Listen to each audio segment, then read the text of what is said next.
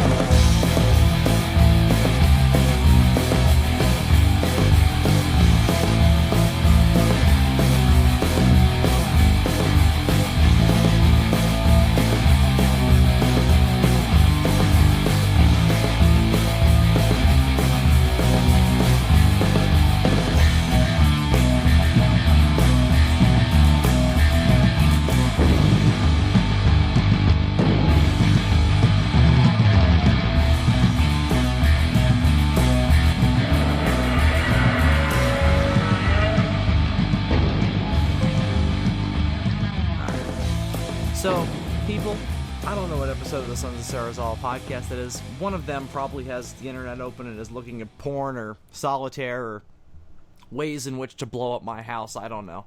And all of the above, Bill. All of the above. And we'll probably figure out what the episode number is. But one of them is David Joshua Hernandez, a.k.a. Gorzard.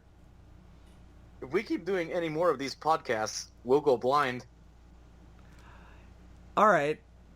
This is an audio medium. Does the loudness of your headphones somehow, like, blast your eyes into submission? Like, is that what's going on? Like, maybe you should turn down your headphones, bro. I don't know. Let's ask Andres, because he's already blind. You introduced Andres in the wrong order. That's not cool. We may have to stop the podcast and start recording again. I'm not going to do it because we're 54 seconds in. So Dylan McCandless, a.k.a. Super Jam 64, will fix the problem now. What was that Dave's way of telling us that he's masturbating during all of these podcasts? So in other words, he's fucking us over in two separate ways at the same time by fucking up the order of introduction, which is a crucial religious ceremony we must partake in at the beginning of every podcast for things to go successfully. And you're also just jerking yourself off, which is just fucking gross. So yes. Well, by the way, Bill, this is episode 83. Oh, wow. So you'll figure it out someday. Just like my life at large, I'll figure out what episode number it is. Andres Perez, a.k.a. Kaiju Noir, gracing us with his presence as always as well. Hello, people of the internet. He sounds distressed and scared, just like always. I hope it's more of the news than of us, but I also kind of hope it's more of us than of the news. So maybe it's a mix of both. We'll see when we get into the news. Andres Perez. Either way, I wasn't afraid to die. Andres Perez tries to make us care about shit every week with shit you may or may not care about with Andres Perez. Okay, so I did want to bring the shorter news out of the way. The big one of the news that came out in the last 2 weeks was that Jurassic World 2 officially got its title as well as its first teaser poster, very reminiscent of past Jurassic Park movies, where it's just the logo in front of some blackish or silverish background. Where it could have been the poster for any other Jurassic Park movie, except there's one slight difference that you're like, oh, all right, this is a new one. Okay, cool. Like, you have to look for it. This one, they attempt to make it a little more obvious with a subtitle, and we'll talk about why I don't think it works. But go ahead, Andres. I'm sorry I interrupted you. I do want to say, like, the new logo itself looks very reminiscent to the logo for the Lost World Jurassic Park, where it's all broken up, so it makes you think it's a much darker movie. You see a bunch of, like, fire and brimstone everywhere on the poster. It looks super fan-made. Yeah, it does look pretty photoshopped. I'm pretty sure, like, someone like Biggie could make a much more simpler-looking yet more effective poster. Well, yeah, that would certainly be more stylized, whereas this is more... It's a CG, like, you know... Smoking sparks. Yeah, exactly. So this one, recently, these quote-unquote professional posters. Oh yeah, I mean, we shat all over the Spider-Man poster last episode. That's that's not because it's like generic. It's because it's like hilariously overpopulated with bullshit.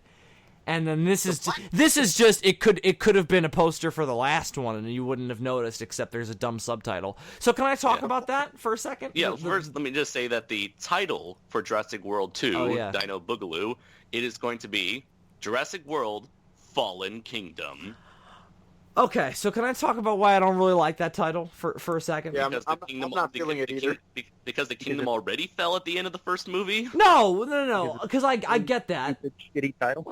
Well, no, because I think it's stupid that because Fallen Kingdom is fine. That works. I get what that's about. It's a cool sounding little phrase, but they either should have just gone with that and just been like, we'll just put the logo on it and people will know it's Jurassic Park. So cool. The Fallen Kingdom, Jurassic World. That, or because that would have been a fun nod to the Lost World, or just calling it Jurassic Kingdom, because the whole issue with doing a sequel to Jurassic World is, okay, we didn't really do Jurassic Park 4, we kind of soft rebooted it, we ignored 2 and 3, and now we're gonna do more, which will presumably acknowledge at least the existence of 2 and 3, because especially since we're bringing Malcolm back, we're gonna have to bring up Isla Sorna in some capacity. That was a big deal. He nearly died. He nearly died in the first one too, but you nearly died twice, and you're gonna bring it up like, I nearly died fucking twice. 2 weird dinosaur islands. But you have to go, all right, we're doing more Jurassic Park, but it's not just more Jurassic World. And I think that coming up with Fallen Kingdom as sort of your phrase to go by is cool, but you got to have Jurassic in there somewhere, obviously. So I think Jurassic Kingdom would have been the happy medium of everything. But again, there's any number of other options they could have gone with. How will we know that it's not Fallen? Yeah, that's true. But it's super generic and dumb and overbloated.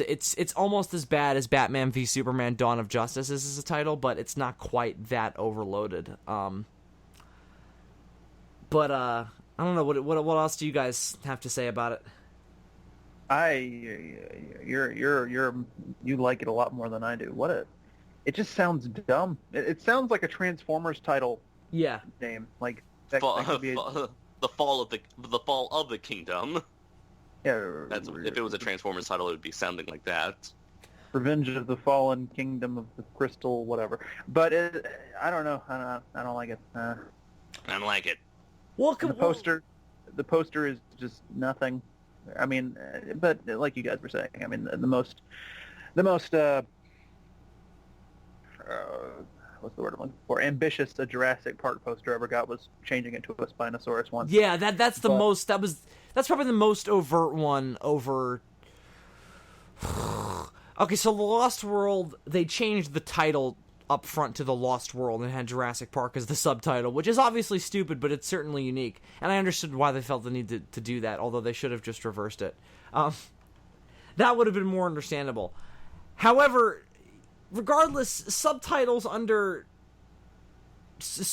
under Jurassic World is just odd. I don't know. Because I think the idea of the whole movie is going to be the company is in shambles, and now InGen is doing something different with the dinosaurs to pick up the pieces, and it's bad.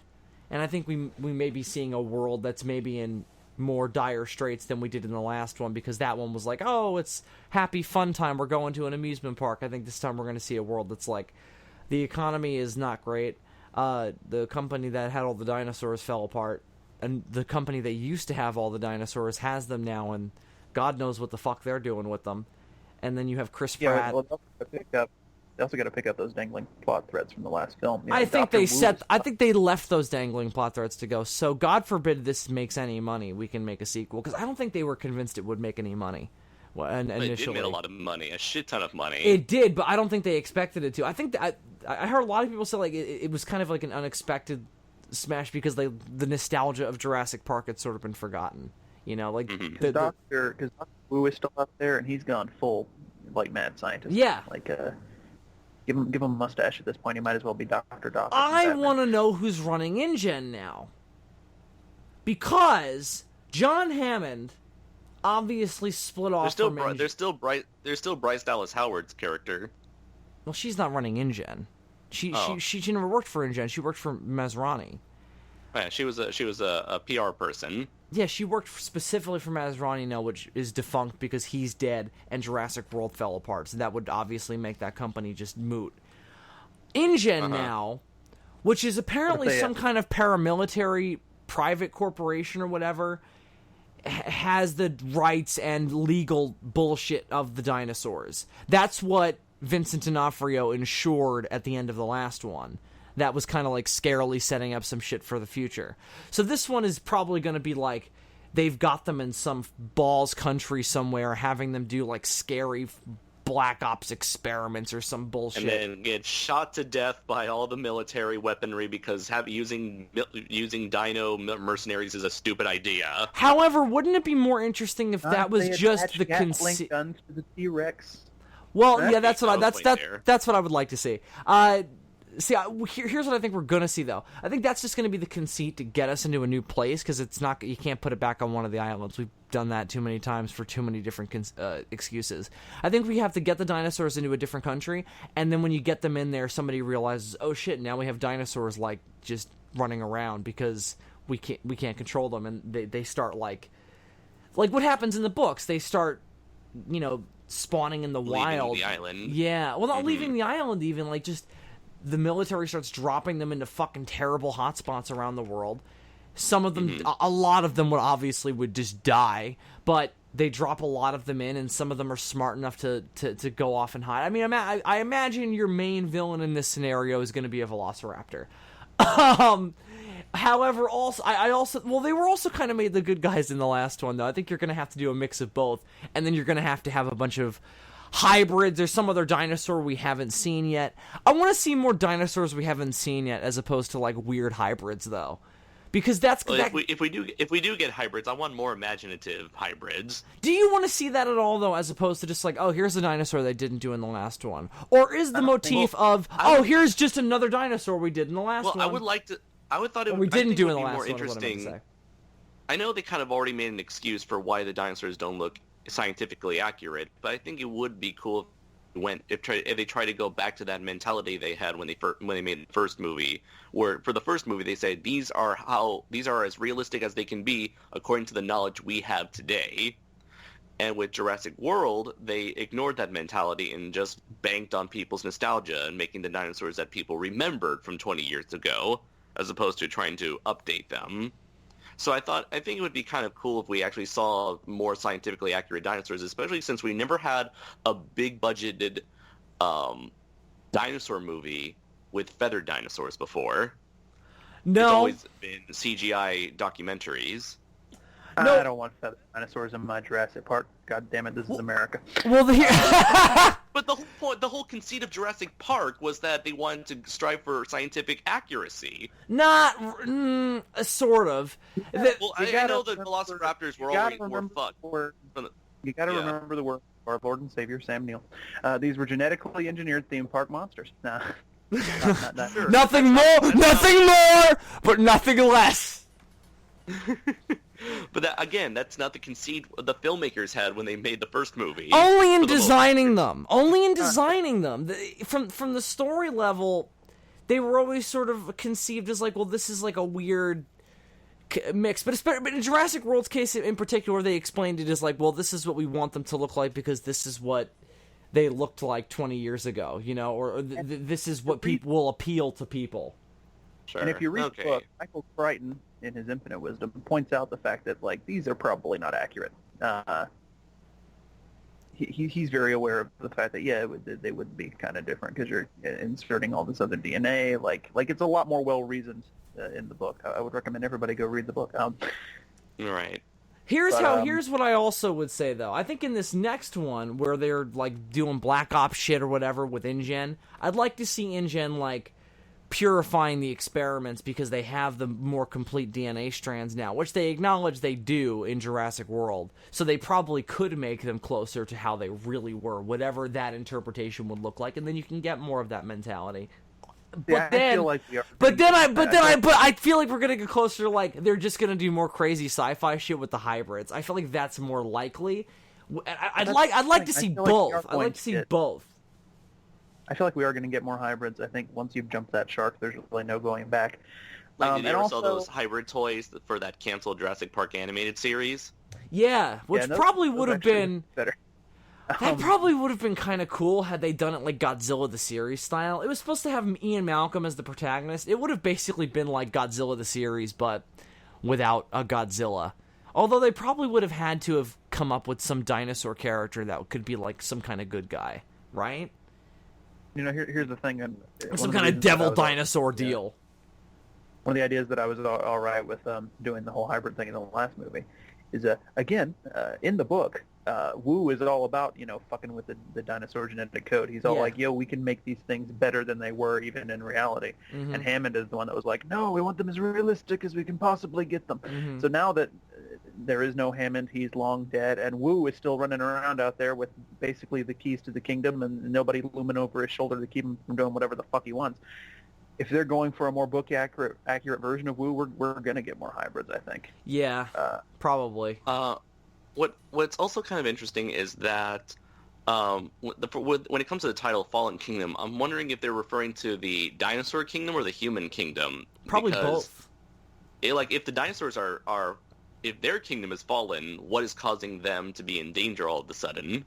I think it's as simple as just the mix of dinosaurs out in the open real world with people. It's just not good. Just potentially apocalyptic. Here's what I'm hoping for. I want to see if you guys are cool with this.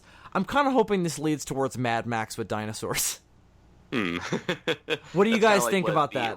That's kind of like what the rejected script for Jurassic Park 4 was kind of aiming towards. No, I disagree. I've read the dinosaurs are loose and all hell's breaking loose. The hell is all around us. But they went into the more sci-fi oriented way as opposed to the post-apocalyptic direction that you're suggesting with the Mad Max version. They went more like James Bond meets dinosaurs with that, interestingly, even though the potential for Mad Max was there. I hope this goes Mad Max. Yeah, I'm kind of hoping we go dinosaurs, but that's just me. Yeah, the Velociraptors discover space travel before any other technological advancement. That's the first thing. They're like, oh shit, we can just do this. Yeah, fucking Genghis Rex and shit. Be awesome. Combine these franchises, damn it. Andres, I'm with you on seeing big budget, realistic dinosaurs as we know them now, though. But we need a new franchise or some kind of, or just, God forbid, franchise. Maybe some kind of just new independent, just one and done movie. Yeah, that'll like give us a really interesting, new, fresh way to make that work and shit. So I'm hoping we get that at some point. The now scientifically inaccurate, but fucking awesome way that the dinosaurs look in Jurassic Park are so ingrained into this franchise that I think Bill's right. You got to put realistic dinosaurs in something else. Maybe something with time travel instead of just finding an island or genetically engineering dinosaurs. I don't know, but potentially an audio drama that I maybe started and haven't finished. I did want to bring up something that you guys didn't mention in the last episode of the not this recent episode of DFOS, but the last episode where you talked about the feathered T-Rex or the scaly T-Rex. I sent you guys a video that kind of debunked the idea or that the claims that there were supposed to be like T-Rexes with scales, and then this provides proof that T-Rexes were fully scaled. There's one piece of information that a lot of these articles have been ignoring, and that is the fact that when scientists have theorized that T-Rex had feathers, they also theorized that they had feathers and scales similar to modern-day birds. And because every other dinosaur that has been discovered with feathers, they've also found scales in their feet, underbellies, and tails. And where were the scales found for the new T-Rex? Feet, underbelly, tail. So this still doesn't prove the scales found on the T-Rex does not disprove the fact that the most likely fact that there are feathers on the T-Rex, but rather it just proves that he most likely had a combination of both, just like every other feathered dinosaur that has been discovered. The only reason why we haven't found feathers is because they are ridiculously hard to preserve, as opposed to scales.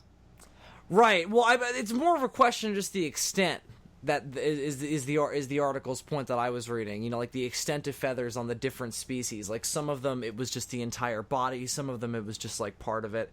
Like one theory was that like maybe some species only had it on the very tip of the back, almost like spine, just like trailing the back. But others it's more like just fully covering, like you see in some artist renderings. But we don't fucking know. As you said, it's hard to preserve both. But yeah, but we can only go on. Yeah, we can only go on what's available to us right now in terms of like the family tree. Kind of like if you discovered the bones of a chicken, you would say, okay, just because this one chicken, we haven't found any feathers for this one chicken, that doesn't disprove that it didn't have feathers because all of its other relatives around this time also had feathers. Or it's like saying that we found a dog that did not have a tail, but looking at all its other relatives, like wolves and coyotes and jackals, we can clearly see they have tails. So even if we found this dog without a tail, comparing it to its relatives, we can assume that it most likely had a tail.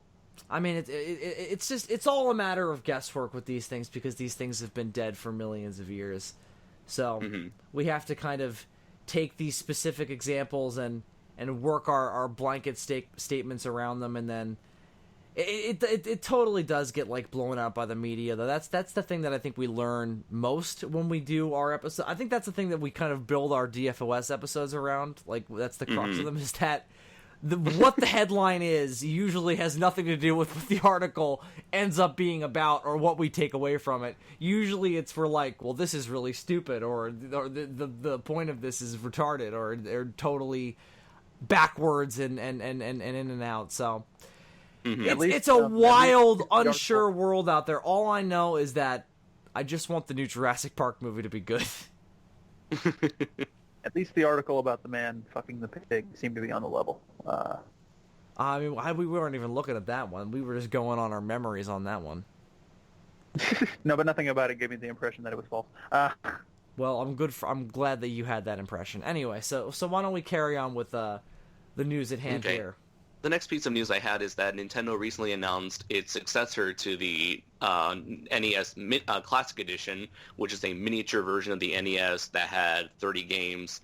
It was very popular, sold out in stores everywhere, and was quickly discontinued on the part of Nintendo's stupidity. So now they announced the Super Nintendo Classic Edition, a mini version of the Super Nintendo with 21 games for both America and Japan. Much like Japan, how there's a Famicom Mini, now they're also going to get the Super Famicom Mini, which is like the Japanese version of both the Super Nintendo and Nintendo Minis. I was able to get the Japanese version here in Japan of the Nintendo NES Mini right before it was sold out online, and so I will most likely try to find the Japanese version of this new iteration.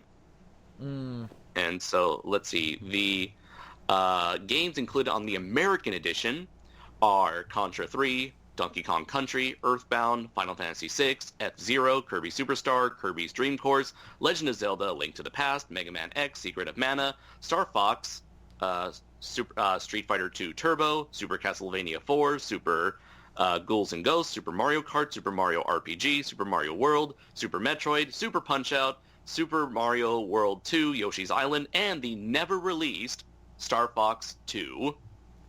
And on the Japanese version, we have pretty much the same games, except some of them have been taken out in favor of other Japanese versions.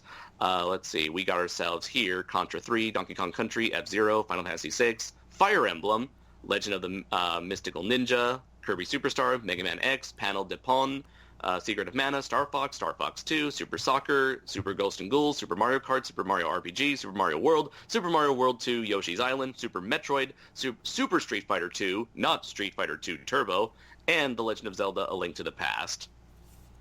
None of which I've ever played, or I've heard of some of those things, but never in any kind of like detail. How much does all this cost again? Let's see. This is going to cost. Let's see. The original, I believe, was $60. So let's see. How much is this one? Where's the for an price unreleased here? game, that's not bad. How much is that in yen? Let's see. As much as you want. Oh, it's going to be roughly $70 in yen.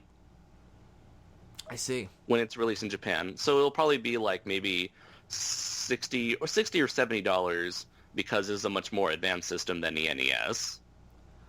It's more advanced In what sense? Because the technology of the games. Even though both of these games, yeah, because even if you look at the Virtual Console on the Wii, the Wii U, the Nintendo Switch, the but if NES you're making games were these always things priced. now, does that really Yeah. matter? Like, Kind of, because as I was about to say, on the Virtual Consoles where you can purchase and download these older games individually on your new Nintendo console, the Super Nintendo games were always priced higher than the NES games. well, sure. I mean, back in the day, that makes perfect sense. But now, like, When you say back in the day, we're talking like at least on the store. Okay, ago. on the store as well. On the online store. When you're buying them individually. All right. I mean, even that, I think it's like, all right, well, you're just doing apples and oranges at that point. But all right, I guess I understand the mentality. But then again, it's Nintendo. They'll overcharge anything. Yeah, I think it's just an excuse. It's an excuse for them to make money, and I'm cool with that. I understand that mentality. I've been there, but that's not. I just want to be we're all comfortable with our chosen roles in life. I don't know. It's gonna be $120. I will not be buying it. Yeah, so $70 in Japan, $120 for America. I've just never been into Nintendo because there's never been a franchise that they've put out that's really made me go, holy fuck, that looks like so much like fun to just pick up and play. It always looks like the most like you never played Zelda? You have to know every facet of this fucking franchise in order to get into it, and I'm just not really. I mean, most of their Nintendo games have kind of been very each of their installments for a lot of their flagship franchises have been like standalone installments that you can enjoy on their own. Probably with the exception of Metroid. You can enjoy any Metroid, but like, I think especially when it comes to like the Metroid Prime games. By the way, Metroid Prime 4 was announced at D3 a couple weeks ago. Those games are more story based, whereas everything else, like Zelda, every game is like its own reboot. Mario, they always save the princess. It always looks so complicated though. Like there's always just like a million characters. You gotta go fishing. This isn't Sonic. You gotta go fishing. I don't want to go fishing. Like, why do I have to fish? Sonic. That's Sonic. No, there's fishing in a Zelda game. I know for a fact there is. I've seen the E3 footage. One time, yeah. Well, fuck that one time then. That's all I'm saying. I don't know. Their franchises have never, ever resonated with me. Mario, I always just was like, it's weird. I don't like it. He's a weird looking. I don't like it. Just to quote my friend Dylan, he's a weird-looking stereotype. I don't like it. He looks like he's trying to do things to, innocent princesses who've been kidnapped by monsters. I don't like it. And then you got fucking Zelda, or whatever the hell the deal is there. Link is his name, his given name. Yeah. Don't like what he's about. You never even got into Super Smash Brothers. I like the gameplay. I got into the characters in that because of the different ways in which you can beat people up that they each have. I really like. Above all, I would probably say that the Metroid is the one that always stuck out to me the most, is the coolest. I like playing as Samus in Super Smash Brothers. But then I was always like fascinated by like, why is Pikachu in this? Like that always fascinated me about Super Smash Brothers. I was like, what is going on here? Why are there Pokemon in a Mario game? And I just never realized that Nintendo owned the rights to those characters, so it's crazy. Anyway, so what's next, Doc?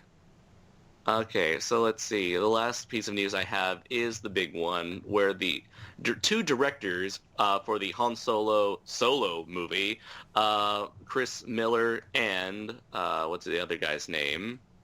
Phil Lord. They were both fired by Disney and Lucasfilm because they weren't satisfied with their work on the Han Solo movie, due to them relying a lot on apparently they were improv. They were trying to use a lot of improv, which upsetted a lot of the Disney staff, and because especially the writers who, it's like, hey, we wrote this shit. How come you're not sticking to what we're writing here? And also, apparently, they've been taking a lot longer to produce these. They dropped copies of the scripts on their heads on the set, and it caused a lot of tension. Let's see. I know there was an article here.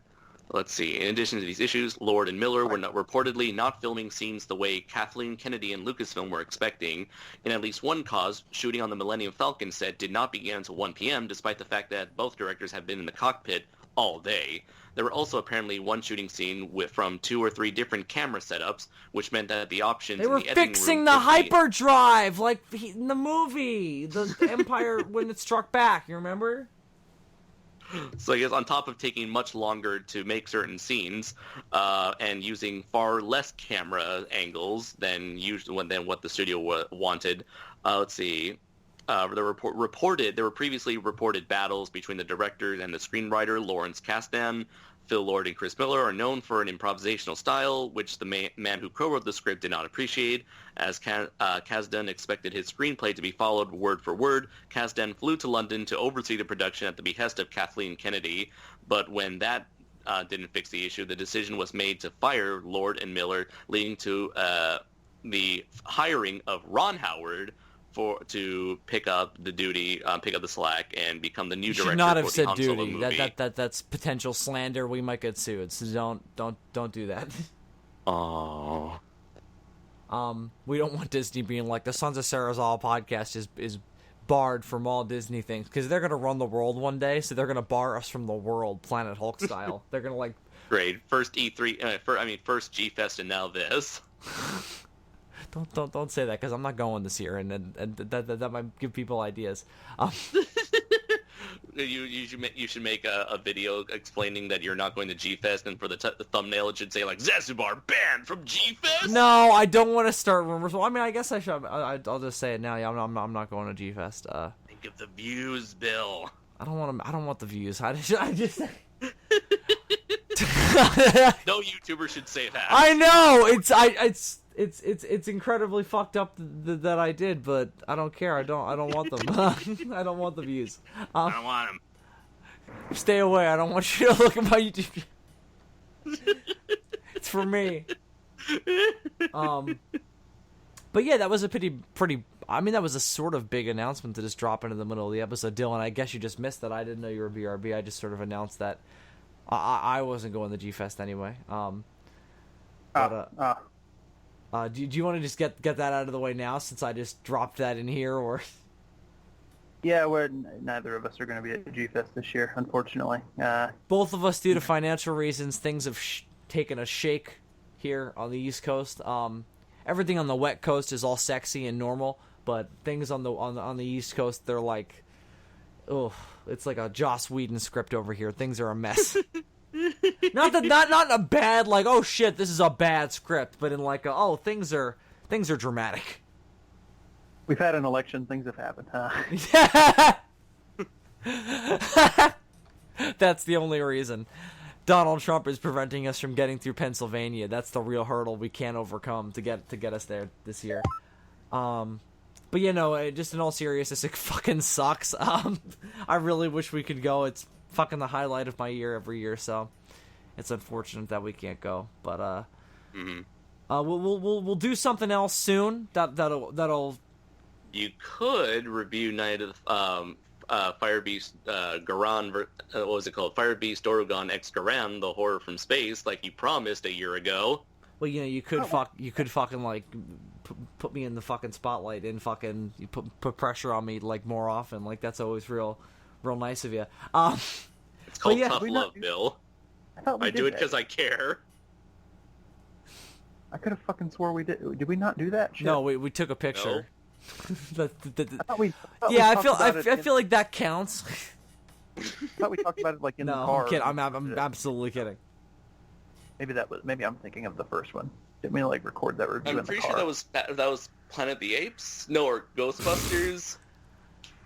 Yeah, we did the Ghostbusters review. I'll talk about it at some point. We placed Ghostbusters over our friend's comic. No. Well, we have a very certain structure we always did, and we're not going to do it this year, depressingly. I remember. We did Ghostbusters post G-Fest after we were all back home. Yeah, well, because we didn't have the motivation to do it while we were there because we were too tired. Right. It's like, oh, fuck this. In the car, I remember Planet of the Apes we talked about in the car. Oh, yeah, that's how that got done, right? Yeah. I thought we did the same thing for fucking at least the first Night at the Fire Beast. I thought, but maybe not. No, I did a separate. no, I did a solo yeah. review of that. So did Andreas. Yeah. Yeah. I did mean to do one. I read it like during the I read it in the car. I'm pretty sure when we were going there, or if not, it was While you were driving. No. I mean, there was times where I wasn't driving, or if it wasn't then, it was after when I got back, like very soon after. Because I remember I also. That's why we got pulled over. That was it. Only written warning I've ever gotten from a police officer. That was an interesting experience. Anyway, what the hell was the goddamn news story that we were talking about? Ron Howard, the Phil Lord and Chris Miller weren't doing a good job on the Han Solo movie, so Ron Howard took over. God damn it! What's going on? What's going on with this podcast? No. What's going on with you? Wow. All right. So, I think really we should be talking about what's going on at Lucasfilm right now. No. Sure. So no. So here's my opinion. This is probably not really. It's a weird thing that doesn't happen that often, but it's definitely been blown out of proportion by the media, and It's happened twice in a row now, but at least Justice League was further along in production. Oh yeah, Justice League is the other example of that happening recently in the public eye. But that wasn't being fired. He left for very understandable personal reasons. This was creative differences through and through. At least that's what they said. But it seems like it was a little more Hostile. Seems like it was a little more hostile than they said it was. However, I think that people are just like, oh my god, that this will change the course of filmmaking for years to come. It's like, I just think the movie may or may not be fine now. You know, like it's a weird situation. I think it's 10 times weirder that they went Chris Miller, Phil Lord, than Ron Howard. Like it's such like this bizarre contrast, you know, to have like these really new, young, hip directors who have just become big the past few years, and then you just go to Ron Howard. From their perspective, it absolutely makes sense, but just as observers, man, we're watching this in awe. I'm not saying we're watching a train wreck, but we're watching a train skitter, certainly. The real question that this raises is, what part do you think Clint Howard will now have in the Star Wars universe? Because wherever Ron Howard goes, Clint Howard is sure to follow. Did you guys see the Whale movie he made? Maybe. Was it like the story that inspired... It's like a movie based on the story that inspired Moby Dick? Yeah. Okay, I saw that. I think... Yeah. Did it happen to star Bill in it? That's the whale, David. David, do you want me to bring up your hair again? Because I will. We'll talk about how the mummification works in CGI in 1999. Apparently my hair is the mummy. It's like the 1999 CGI interpretation of the mummy, but a cat, and it's died on David's head, and it's been permanently put there, and he's comfortable with it representing his personality. That's David Joshua Hernandez. Well, in that case, what does Electro David's hair look like? A pink mummified cat. So which is so much more questionable, I think. And you also like had highlights in it as well. It was weird. David, your questionable hair styling aside, I think that this movie was always a weird project. Like, they don't even have a title for it yet. I think it's one of their more ambitious, bizarre kind of experiments, you know? They got the guys behind the Lego Movie and 21 Jump Street to work on this. So I thought that made sense from a conceptual level. Fired them. I think that makes sense from a conceptual level to get them for a story like this. It's just weird to recast Han Solo young, you know? Oh yeah, they fired the didn't they fire the actor? Or are they keeping the actor? No, they're keeping the actor. They just hired an acting coach. Yeah, which is great. Was it the actor's fault, or was it? Well, I heard- it seems more like maybe he wasn't doing so well with the improv deal that they had set up. Like he couldn't remember the lines well enough that they had to rely on improv. Well, from what I heard, the dailies, they were comparing his Han Solo to Ace Ventura, which obviously is a problem. But is that up to him, or is that a problem with how he was directed? They seem to, well, because I also heard reports that like he went to them with this whole thing in the first place, and if that's the case, it seems like he had a problem with the way he was being directed, which, you know. Apparently, the whole cast and crew had a problem with it. I read in the Hollywood. I hate that this is just turned into I read, but I did read. Yeah. I did read that. Bill can read it. Sometimes when I'm Very good. sometimes when I'm Very motivated. To You see, when he was a man, fuck off. I will kill you Reading- and your entire family. I don't give a shit. When Bill, things were much more intellectual around here. No. I really. That's how Bill's autobiography opens on the first chapter. When I was a man. ... I really hate all of you deep down on a really deep personal and philosophical and religious level. I think you're all satanic demons that will burn in hell one day. I'll be there too. Like you'll be torturing me forever. You're my punishment. ultimately. You brought this upon yourself. I know. That's why I'm being punished. That's what praise. this podcast represents. That's also what Ron Howard replacing these directors also represents. I feel we're all being punished. Although it's kind of interesting that they went with a very well-established director as opposed to the current Hollywood trend of getting a bunch of Maybe newbies there's whales that in you this can easily movie. control. Maybe there's a mummified whales? cat in this movie. They had to get David, so Ron Howard needed to wrangle him in. If I'm in a Star Wars movie, I'll play anything. Just your hair. They're going to CGI you out. You're going to be wearing a full-body green screen that will cover everything except your hair. So I'm do a going to take CG. my family and say that I have a major part in the movie and it's just my hair? Yes. Yeah. Yes. Couldn't they just do a CG approximation of David's hair played by Andy Serkis? They'll eventually do that, but they're going to get him on set because that's cheaper. Because he's cheaper than Andy Serkis. He'll work for, like, literal peanuts, you know? Or maybe, like, what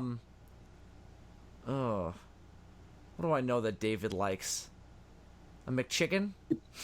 People will walk out of the theater saying, "Oh my God, that looks worse than Target," and then the director will be like, "Oh, it was intentional. Yeah, we were trying to go for We were trying to make David look bad. we were going for accuracy." We were going to piss the audience and people in general off.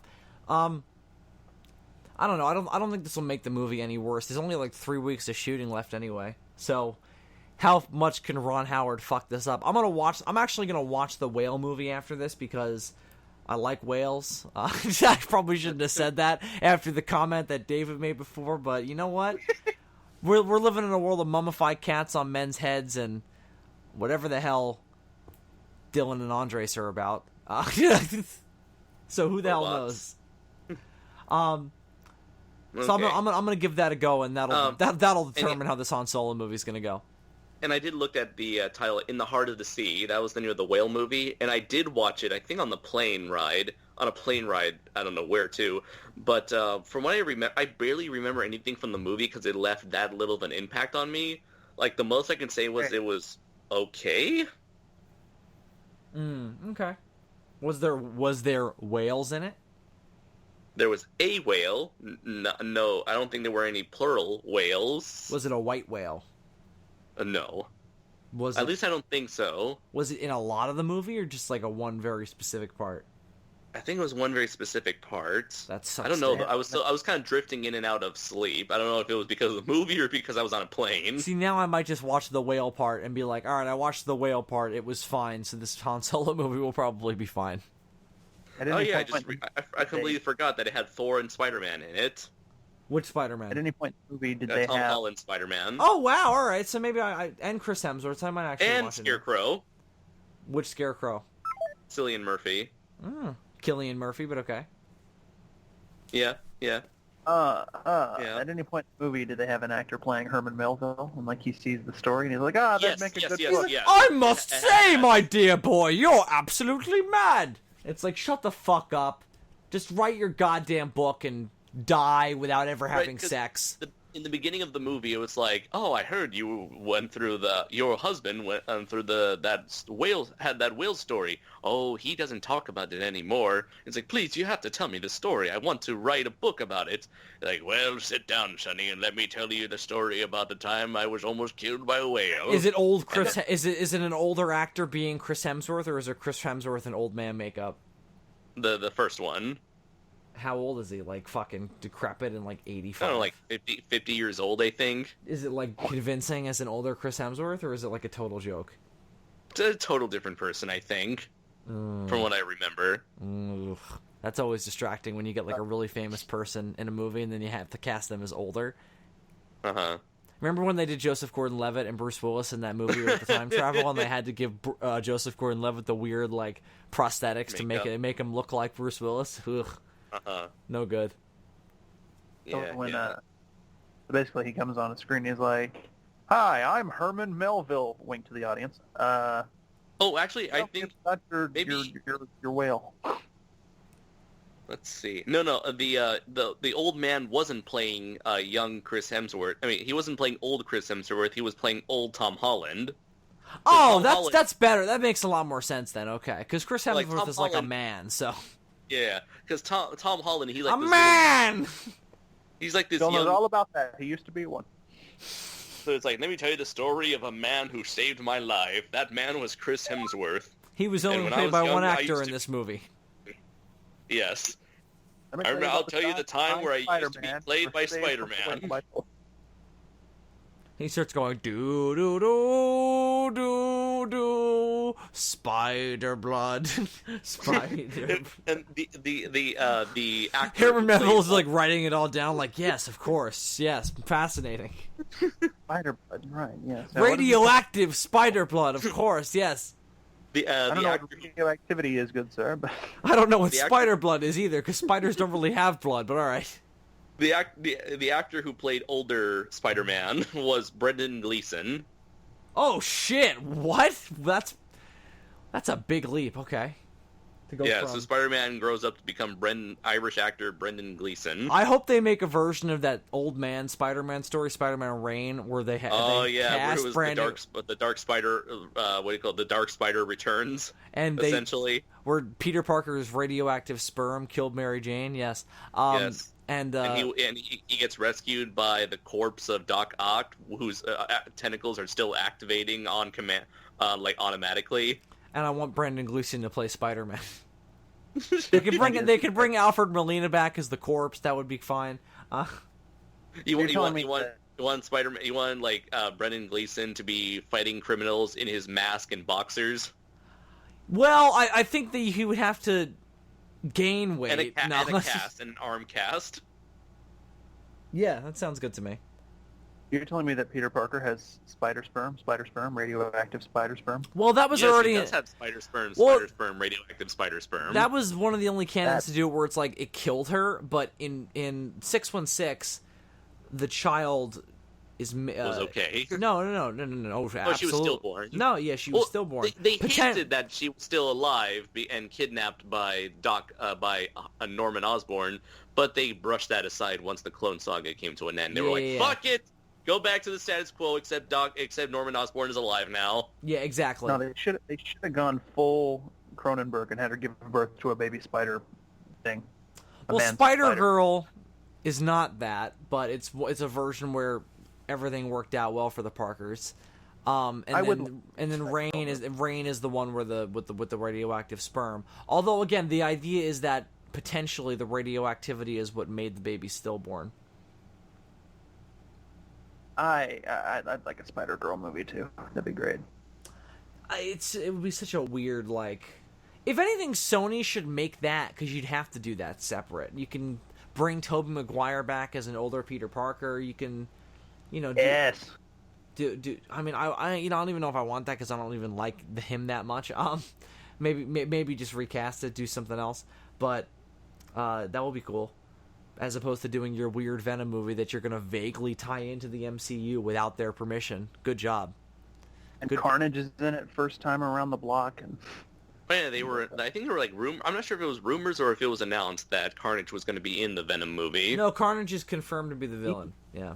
Okay, and I remember like Amy Pascal, the person who kind of fucked up the Ghostbusters cinematic universe, who took control away from Ivan Reitman with the last year's movie. She is now in charge of the Venom series, I guess, and she made some poor choice of words that made it seem like Venom was connected to the MCU. And then she had to make another statement saying, no, it is not part of the MCU, and we will not have Spider-Man involved here. Oh, okay, so she did come back around, because I thought the idea was going to be like, oh no, we're just going to sort of like vaguely put it in where like it wouldn't even matter if it was. Like, because they could have done that, and I would have been like, maybe. Because, like, they could have done it where it's like a Netflix thing where it's like it's a very small-scale story, like Venom just kind of pops up in one very small part of the world and then it's done. I mean, it wouldn't have been good, but you could have done something there. I mean, I think their whole approach will be the Flash Thompson Venom anyway, where it's like the military gives a soldier the suit for like an hour to go do a mission, and then they take it away from them before it can take them over. somebody needs to convince them to actually put this in the MCU, because you know what would make all this shit worth it is if at the end of the Venom movie, Carnage gets locked up, and then they make a fucking Maximum Carnage movie. Well, I thought there were rumors that Spider-Man was going to be in the black suit in Infinity War, because Tom Holland had an all mocap suit on. That's what I would have done myself. That's what I was expecting. Because them to this do seems way more like it seems way more like they're doing Secret Wars than they are even Infinity Gauntlet anyway. Because Infinity Gauntlet, they're kind of similar because it's like a bunch of heroes go into space and fight, but it seems more Secret Wars because it's like every team you can possibly get. Right. Including Spider-Man. And if you're going to give him the black suit, if he's in space, that's the time to do it. So I figured that there is every possibility that Marvel decided they were going to do that before Sony decided they were going to do their Venom movie. And now that they're doing that, Marvel is pissed because they already are using the black suit in that movie. So they're going to contradict shit that Marvel doesn't even want to spoil yet. They shouldn't have done this shit with Sony. Sony always shits the bed. It never fails. But Tom Hardy is a good choice for Eddie Brock, though. That's the problem here. That's the issue that makes me like conflicted in my heart. That's a really good casting choice, like visually, and he's a good actor. Like Mad Max is like thinking of his performance there. That's kind of a good template for Eddie Brock. Especially if you're going to do, like, the Lethal Protector version where he's, like, kind of a good guy, but he also murders people and eats them. It also depends on what their origin for the symbiote's going to be. Here's my assumption. Here's what I think is possible. They could go more Ultimate Spider-Man. Yeah, that's what I'm thinking. I think Sony will go Ultimate Spider-Man and do it where it's a genetic experiment that gets weaponized. Which it starts out as a cure for cancer, and then it gets weaponized later in the Ultimate Universe, and that's where Carnage comes from. And no, Carnage is another genetic experiment, but there's other symbiotes that get weaponized, and Venom gets weaponized at one point. But in 616, obviously, Venom is an alien. I think maybe if the rumors are true and he's in the black suit in Infinity War, maybe they're going to do the alien version, and then Sony will do the Ultimate Spider-Man version, so they can both kind of get away with it, a la the two Quicksilvers we had on screen recently. That's one way we could maybe dance around all this. Although likely the black suit is not in Infinity War, and that's just wishful thinking on my part. It's going to be weird, though, because if they are incorporating the black suit into the 616 continuity, and then we eventually get a Venom somewhere down the line in the 616 continuity, it would be as if... Imagine if, like, the Halle Berry Catwoman movie came out, like, a year apart from The Dark Knight Rises. Like, it would just be weird, you know what I mean? Well, but if they don't do Venom right away and they just do the black suit, you can do them, like, 5 years down the line and having done the black suit now. I mean, obviously it's different in the comics, but that's what they could do. I think likely... I think... Well... Load that long. I just think likely the black suit is not in the MCU, and they're just gonna do this weird Venom movie, and it'll fail, and then it'll go back to the way things were before. Why the fuck are they doing the Venom movie? I understand. Why are they doing the Black Cat Silver Sable movie? Because they want a cinematic universe. What a dumb idea. Those are two characters that are kind of shit, that are only good when the story is really good. Like, because Black Cat is literally just Catwoman, except in the Marvel Universe. And then Silver Sable is Elektra, except more high-tech. That's how that breaks down. And she's more shit as well, because she... Wasn't her father a villain as well? Who? Everybody's fucking father was a villain in Marvel. The Black Cat's father was a cat burglar. Well, yeah, he was a Right, cat burglar, okay. but he wasn't really a super bad guy. Silver Sable is just a fucking, like, gun for hire. She's barely a character, at least as far as I'm familiar with. Like, She's just a centerpiece for the male gaze.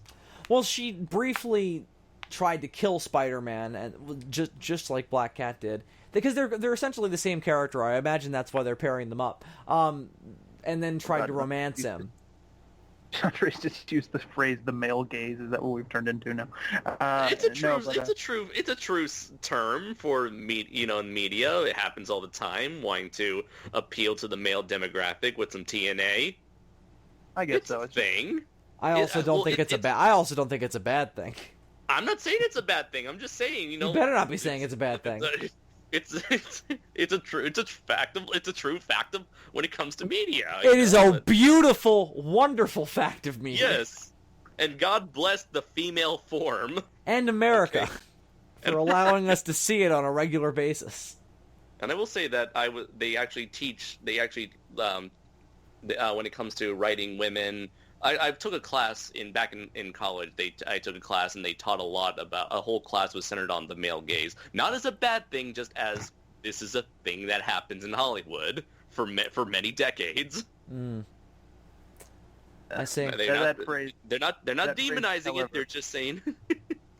That phrase, however, has been co-opted by a certain type of person in recent years. Anyway, So we're Anders just took one class in college? yeah. Fuck, He David. took one class. He took one class for 4 years. That's how bad he was at it. No, I'm kidding. They It was a still. long That's why I moved to Japan, because I couldn't show my face in America ever again, except during G-Fest and Christmas. it was a long time ago, Dave. Bill was still a man, if that gives you an idea. Next, whenever I see you in person next, I'm just gonna fucking slap you so hard. You're gonna have a permanent. That's gotta be the title of this episode, When Bill Was a Man. No, it won't. Title them. I titled them. Why would I do that? You fucking idiot. He will censor the truth because Yeah, of course. He'll replace Do it you with think fake news. do you think this is some kind of fucking democracy? This is not a democracy. This is not even a dictatorship. This is a despotism. That's what I am, a despot. I am an old, decrepit, insane dictator who has lost his power and credibility, withering away in his dying country, while his subjects run around with things on fire. That's what's going on yeah. here. whenever they just asked had him a about thought. the time before he was a man, he's like, fake news. I just had an idea. What if, because everybody wants to have more strong, independent female characters, what if they do have a Spider-Man, except for Sony, they will replace Spider-Man with that new Marvel character, Silk? Well, Or just a Spider-Girl movie. well, Well, for those who don't know, Silk was the retconned new character that supposedly got bitten by the same radioactive spider as Spider-Man. Well, what if you and I go to the set and beat the shit out of everybody there? Do you think we can maybe solve the problem that way? No. Well, I don't think there's much we can do there. Well, their security is pretty scary. I don't think there's much we can do then. Yeah. They could just get Miles Morales for all we know. Although I think there were also rumors that Miles Morales might be in the MCU as well. Did you guys hear the confirmation that Peter Parker was that kid in Iron Man 2? I think that's awesome. I did. I always, Yeah, yeah. I heard that theory it's not years a ago. confirmation. It's just that Tom Holland himself said it. Yeah, well, I read the quote. He's kind of a spacey kid. I don't know. He was like, yeah, we had a conversation about it like 20 minutes ago, me and Kevin, and I'm like, are you kidding? Because I really hope you're kidding, and I hope you're just BSing this now. Because it doesn't matter if it's true or not. It has no bearing on that movie. Like, it's a 2-second bit. And also, I also hope it has no bearing on Spider-Man Homecoming either. I'd rather he be from Spider-Man 3. At least that kid was in the movie for more than a second and had a personality and shit. Spider-Man 3? No, Iron Man 3 is what I said. Iron Man 3. Oh, okay. Did I say Spider-Man 3? Yes, Yeah, well, you that did. wouldn't line up time-wise, though. You know, Iron Man 2 came out in 2010. That's 7 years ago. Peter Parker is like, what? 16? Yes, that totally makes sense, yeah. That he was 9 years old? Yeah, absolutely. So, and it's also in Queens. So, like, they were in Flushing. So, it absolutely makes sense that would have lined up. I think that's great. I really do. Again, it doesn't really matter, but I like that they've gone back retroactively to make Spider-Man a part of this world because he was introduced so late. I'm surprised Marvel hasn't, in order to suck the internet's dick, I'm surprised Marvel hasn't been like, we're going to do a Squirrel Girl movie. Doesn't everybody want Squirrel Girl? They're doing, aren't they? They're doing her. They're doing a new Warriors series, aren't they? And they're doing her. Yeah, they are doing her like in the comics. They're giving her a lot of attention. No. They're doing a series on some network where she's going to be the centerpiece. Oh, okay. It's happening. How did she become popular? I'm gonna be honest. I've never read any Squirrel Girl. I don't know. Yeah, I don't know what she's about. Does she have the powers of a squirrel? No, she can guess control so, them. but- She can basically do anything because she can just control the squirrels to do anything. Apparently, she kicked Doctor Doom's ass at one point in the comics. Although with I think Ant-Man? her comics are more like comedic in tone. Imagine Ant-Man, but the squirrels can actually do stuff. With the power to scurry up trees and gather nuts, Squirrel Girl. They gathered Doctor Doom's nuts and put them in a tree, and he couldn't get them again. All of his nuts, the ones that held his suit together, the ones that were in the suit. His bolts and nuts, nuts and bolts. Indeed. Maybe they should do a Squirrel Girl because the Marvel Cinematic Universe needs its own Deadpool. You know what I mean? They need some character that's like totally fucking stupid and just come out and break the fourth wall and. They need a potentially. It's like what She-Hulk used to be back in the 80s. They could just do She-Hulk. I mean, they'd have to put her in. They can't just do a She-Hulk movie. Or maybe they can because that's not the Hulk. But they should put. It's a very different character. No. I'm saying legally because they can't do a straight up Hulk movie right now. They'd have to maybe put her in something else. I don't know. They'll do the Agents of Smash. No, I would say you'd put her. She's canceled already. Yeah, she would fit in well with the new Avengers team. If they swap out the roster in a big way at some point, like I think they will post Infinity War, I think she would be a good thing to put on there because she usually fills that role. She was on the Avengers for a long time. Bruce Banner was kind of an idiot. Like, shouldn't you expect giving a blood transfusion from the Hulk to turn somebody into the Hulk? Well, he was desperate. Some versions he didn't do it intentionally, and some versions he did, and he was just desperate. I think the original comics it was desperation and him being an idiot. And then in the animated version, he didn't do it intentionally. It was like kind of like, oh no, I accidentally dropped my blood into her face. He didn't mean to transfuse his blood. I think if they do it in the MCU, they'll do it where he's not related to her. It'll be like she's a character who got the gamma radiation some other way, or got the blood, because they already have his blood out there being a problem in this universe with the ending of the first Hulk movie they did. with the leader having all of it. So it's just a matter of who can get it. But I don't know. I like Hulk and She-Hulk being related. I do too. I'm just saying that's one option they could do. He's off in space right now, though. It is really the only way to justify the whole blood transfusion thing. You know, if he's like really close to his cousin. And also, it seems like we're not going to be getting Liv Tyler back anytime soon, or Liz, or what's her name? I heard a rumor that we are actually gonna get her back. Betty. Okay, because if we're not going to get like Betty Ross back, you know, like Hulk needs to have a supporting cast of some kind other than the Avengers. Well, we have Ross back. And he needs to have a buddy. And we have a Ross that I don't really like that much, because he's not really the Ross that I want. I think that actor can get there too. I haven't seen it. He's got to start yelling. Who is now? Is it Sam? No, Sam Elliott was the old one. No. It's William Hurt, That's who is right. great. Who is great, but he needs to start yelling. And not just going, "Where's Banner and Thor, Captain? If I took a couple of nukes and put them in a Taco Bell, I'd be relieved of my So command." you're saying they should have hired an acting coach for William Hurt? Yeah, they shouldn't have wasted it on Alden Einhenreich, Third Reich, whatever the hell his name is. They should have put it to William Hurt and gone, "William, can you actually elevate your voice above a whisper today?" Maybe. I had a heart attack on the green of the 17th hole at Montana and dropped down. Wasn't he the dad in Lost in Space? Yeah, which was also bad, and he was bad in it. Holy shit. I love your wife. I love you, wife. I want you to come with me, Betty. The Hulk is dangerous, and he's going to kill people, but I'm going to blow up the entire city, and everything will be fine. Cha-ching. Get off my plane. Get off my helicopter that's way too big to be a real helicopter. I love you, daughter.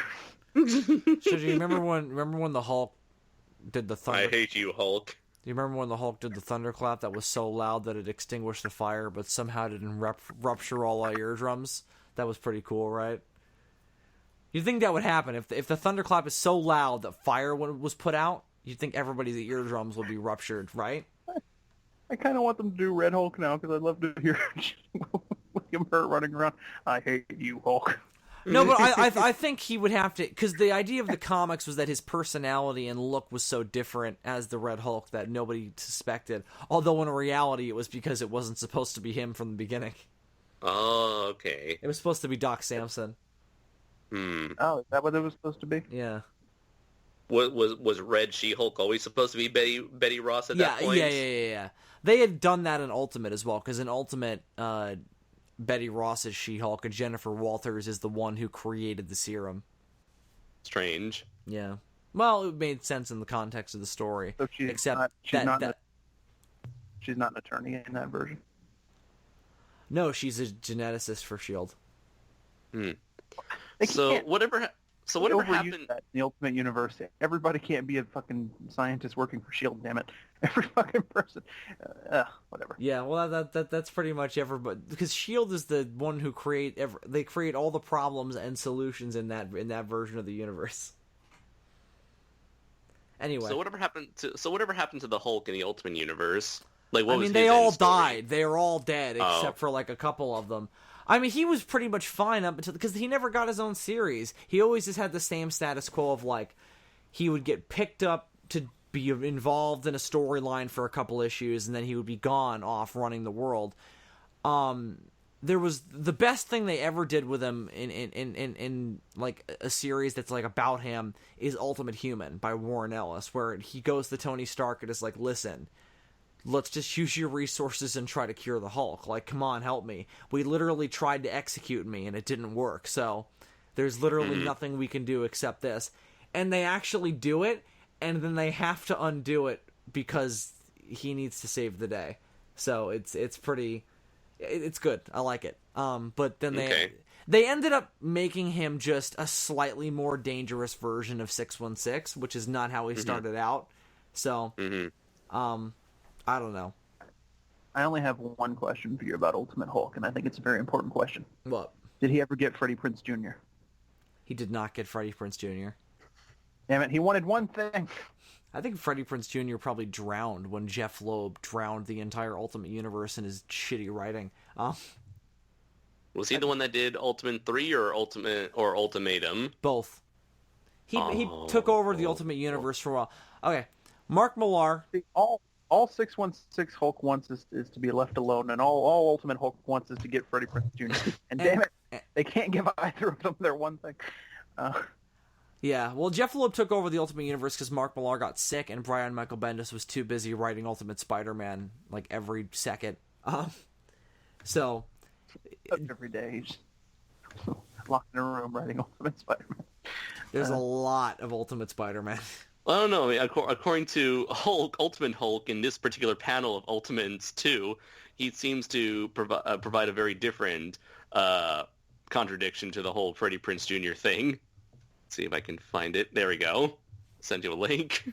I always thought this was like the weirdest moment for the Hulk in Ultimates 2. No, the weirdness was in the first one when Hulk finally awakens, and his big line to reveal his presence to the world is, "Hulk want Freddie Prinze Jr." This is not from Ultimates 2. This is from Ultimates 1. Really? I could have sworn I read this in Ultimates 2. Oh yeah, this is Ultimate. I remember this. Okay. Yeah, this is when it's near the end of the alien invasion, and they need someone to take down all the ships because Thor and Iron Man are busy. So Hulk, they're like, let's get Hulk to do it. So they get him to do it. Oh, I love that part. I've read Ultimates 2, but never Ultimates 1, so I'm not sure how I came across that. Well, to put it in perspective, Andres, he spends the majority of that issue threatening to just rape the shit out of Betty. So yeah. Anyway. All right. So what else you got for us? That is the end of Shit You May or May Not Know or Care About with Andres Perez. That's a better title. You may or may not know. I hate those fucking YouTube videos and like articles that are like, here are 10 things you don't know about testicular cancer, and then I read them and I'm like, I knew all of those things. You won't believe number 3. I knew all of those things about my cancer. No. Here's 7 facts you don't know about Godzilla. It's like, don't fucking tell me what I know and don't know.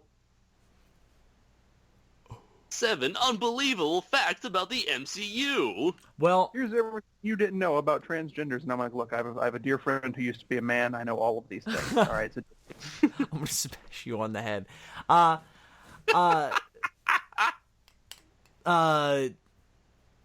Speaking of not knowing things, cryptids, who knows? That's the name of the segment we do next.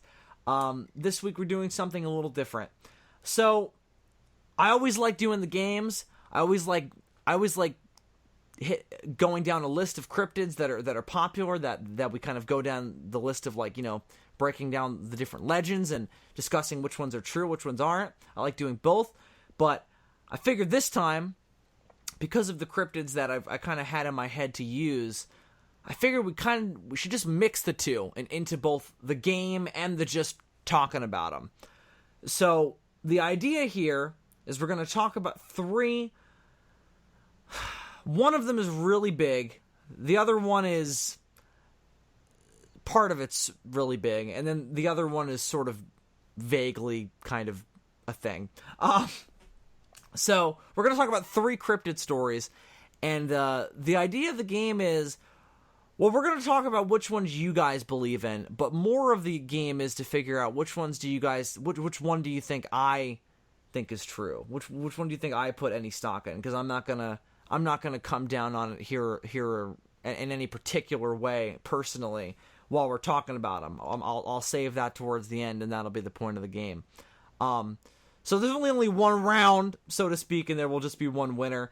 But I figured that will be a fun twist on what we've been doing. I just didn't want to do another bunch of which one do you think is which. I figured this time we'll just talk about them, and we can just kind of debate the merit of them ourselves, and then kind of I'll put my foot down at the very end while still debating it with you guys during each of them. So the first one is the first one we're going to discuss is the one I promised you guys in the group chat recently. It's a big one. it's what is widely called, it was called this at the time it became a thing, by the talk show that it started out on, the Bigfoot of Central America. We're going to talk about El Chupacabra. Oh boy. The goat sucker, as it's known. So, Chupacabra started in 1995 mainly. There are stories in Puerto Rico and Central America that actually go back to the 50s that match the description, some of the descriptions of Chupacabra, but the name starts in 1995 when you just see a bunch of cattle and goats and pets and all kinds of livestock mutilated with 3-pronged puncture marks and being totally drained of blood all over Puerto Rico. It was a massive problem. The government got involved, questions were asked, actual men in black appeared and asked questions to people and told them to shut the fuck up about it after the incidents apparently stopped randomly. But it was a weird thing. There were all kinds of eyewitness accounts, people flooding the mayor's office, and there was one particular town, I forget the name of it, but the mayor was flooded with calls, and the governor's office was flooded with calls, with just people saying they were seeing weird creatures after finding their pets and livestock being killed, and the descriptions were kind of varied. So the Chupacabra itself has, like Bigfoot, sort of gone through different phases of what it is in a much shorter time. But initially, it was described as ape-like more than anything, above all else, monkey-like. They were like, it was a weird, vicious monkey with some kangaroo-esque features as well. Spines along the back, and sometimes it was described to have wings. Big red eyes, fangs. Sometimes it was described to be reptilian. Sometimes it was described to be hairy, like an ape or a kangaroo or a dog. Canine features were also described. But over time, the mutilations stopped in Puerto Rico, and then they started somewhere else and migrated slowly throughout Central America up into Mexico, and then up into Southern America, into Texas and up into Southern America. Well, up into the southern part of America is what I mean. I understand why that sounded confusing. My bad. Not South America, the southern part of the United States, right? Yeah, I was like, up south? Yeah, well, that's what I meant. My bad. I understand why my wording may have been confusing, but I meant the southern part of what I, in my God-given blood, know as America. Yeah. Andre sounded real convinced there. Where So we speak English, the language Jesus spoke. the language that our Lord and Savior spoke. So, as Chupacabra went along its little trail of destruction of mutilating goats and shit, Chupacabra in its native Latin American languages can be translated to goat sucker, quite literally, and that is the name that it was given by eyewitnesses, and that's the name it was attributed when it was talked about on a talk show in Brazil, I think. I don't think the talk show was Puerto Rican. I think it was actually in a South American country, or Central America. I don't know where Brazil is, but it's one of those parts of the world. But point is, the fucking story spread like wildfire, and people were seeing it all over the place. And as the reports went along, the stories changed into more straight up dog-like creatures, mangy-looking coyotes, all kinds of weird stuff. And then eventually people started finding, dead animals on the side of the road that were being reported. It's like, oh, I found a dead chupacabra, and it's like a dead mangy coyote and everything. So the story evolved over time, just as Bigfoot and although Bigfoot largely actually stayed pretty consistent, but it's like your Jersey Devil and your Mothman and your Loch Ness Monster, and any cryptid changes over time, but it happened over a much shorter amount of time. So, what do you guys think is attributed to that? Why did the Chupacabra come up so quickly, kind of burn out in such a short amount of time, and then but still be so varied in that amount of time, be such a wide range of descriptions. What do you guys think the reasoning is there? I think Well, I'll never forget, Oh, go ahead. I'll never forget. I was first introduced to the legend of the Chupacabra through an old episode of Dexter's Lab, and in that, it had more of the description that was originally given. The sort of not really ape-like. It looked more sort of just like demonic in that, but it was just it was this little fucking weird, almost kind of reptilian thing with like spines running along the back, and that's the version of the creature that I always liked. And then I always preferred the reptilian, alien, ape cross hybrid thing as opposed to the dog. Years later, I saw this terrible sci-fi movie called Chupacabra versus the Alamo with Eric Estrada. And in that, I've never seen that one. Wow. They went with the dog Chupacabras, and they just looked like fucking pissed off mutant chihuahuas. Ugh. So see, I preferred like the late '90s, early 2000s sci-fi original movie Chupacabra, where it was a reptilian monster, where as opposed to a dog, or Chupacabra Dark Seas, where it was on a boat. Yeah, that one had really good special effects. Really good. It had good special effects for an original sci-fi movie at the time, as I recall. The one I'm talking about came out in like 2013, so it was a lot more recent. Yeah, that makes sense. Because the mangy coyote chupacabras are a recent phenomenon. That's when they appeared in Texas and New Mexico and proper Mexico and all of that. The more monstrous descriptions seem to have disappeared earlier.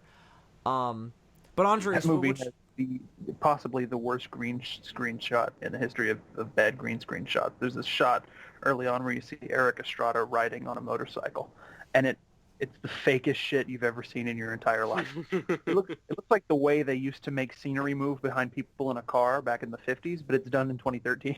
Oh my god, that's terrible. It was fucking hilarious. Well, Andres, you're gonna have to follow your opinion of the Chupacabra up with that. So, what do you make of the varied descriptions and the short burst of time and the dead coyotes and the? Well, I think in terms of the modern day interpretation of the Chupacabra being like a mangy dog or wolf, that's probably very self-explanatory. People find something they're afraid of. People are afraid of the unknown. They see this thing that looks like a dog but isn't a dog. They immediately label it a monster, and there you go. A legend is reborn. But I think what caused the Chupacabra legend to start from the very beginning is that Mexicans and Latin Americans in general are very superstitious people. Anything they don't understand, they immediately freak out and say it's like a mark of the devil, or it's the devil itself, it's a demon. And so this sort of like helps sensationalize El the Diablo, as we say. El Diablo. Yeah. I can attest to this. Yeah, see, there we go, from a fellow Latino here.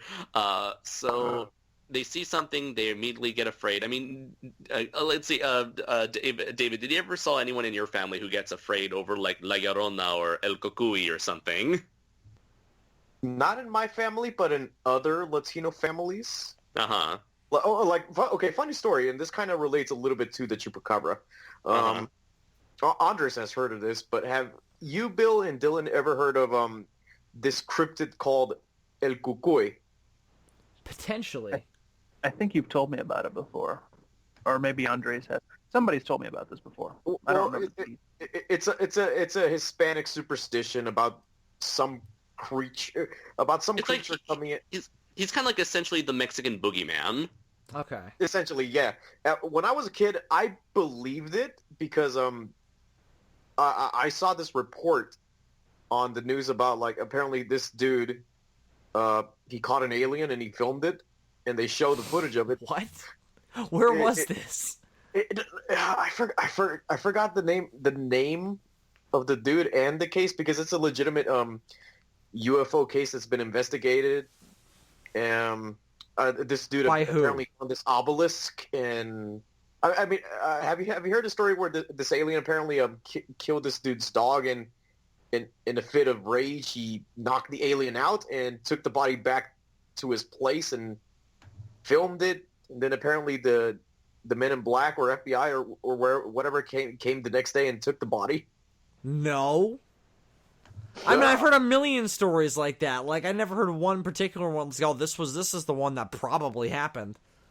Well, anyways, there were Men in Black reports with the Chupacabra in Puerto Rico because there was a NASA experimental site in a desert very near to where the mutilation started, and people thought that that the Chupacabra was some kind of experiment of trying to make life that could survive on Mars, because that's the experiments that were being done there.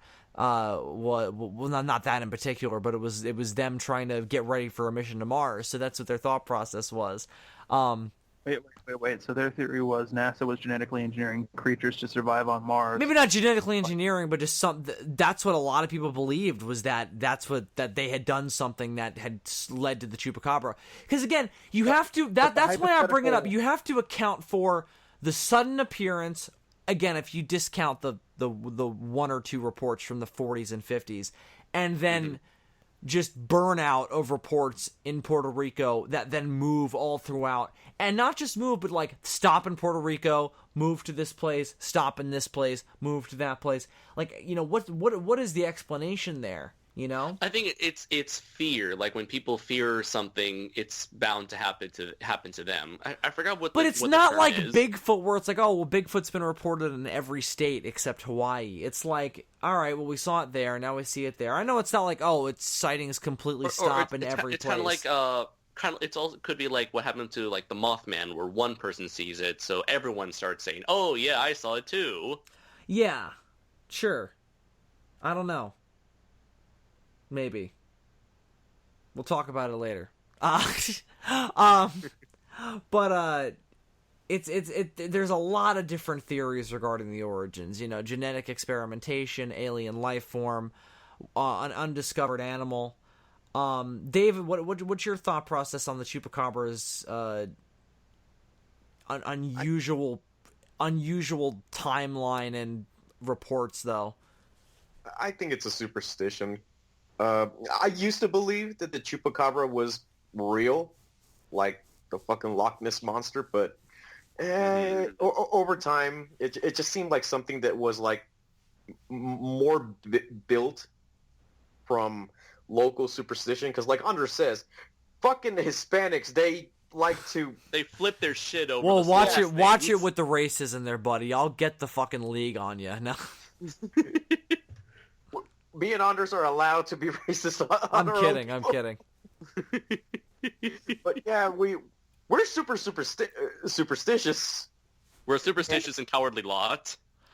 How do you guys account for the actual physical dead animals? The drained blood? Like, it's very unusual. Like, these are not a normal predation behavior that you would expect. I'm sure there's a natural explanation for it. Like, well, what is it then? Maggots or something, or I don't know.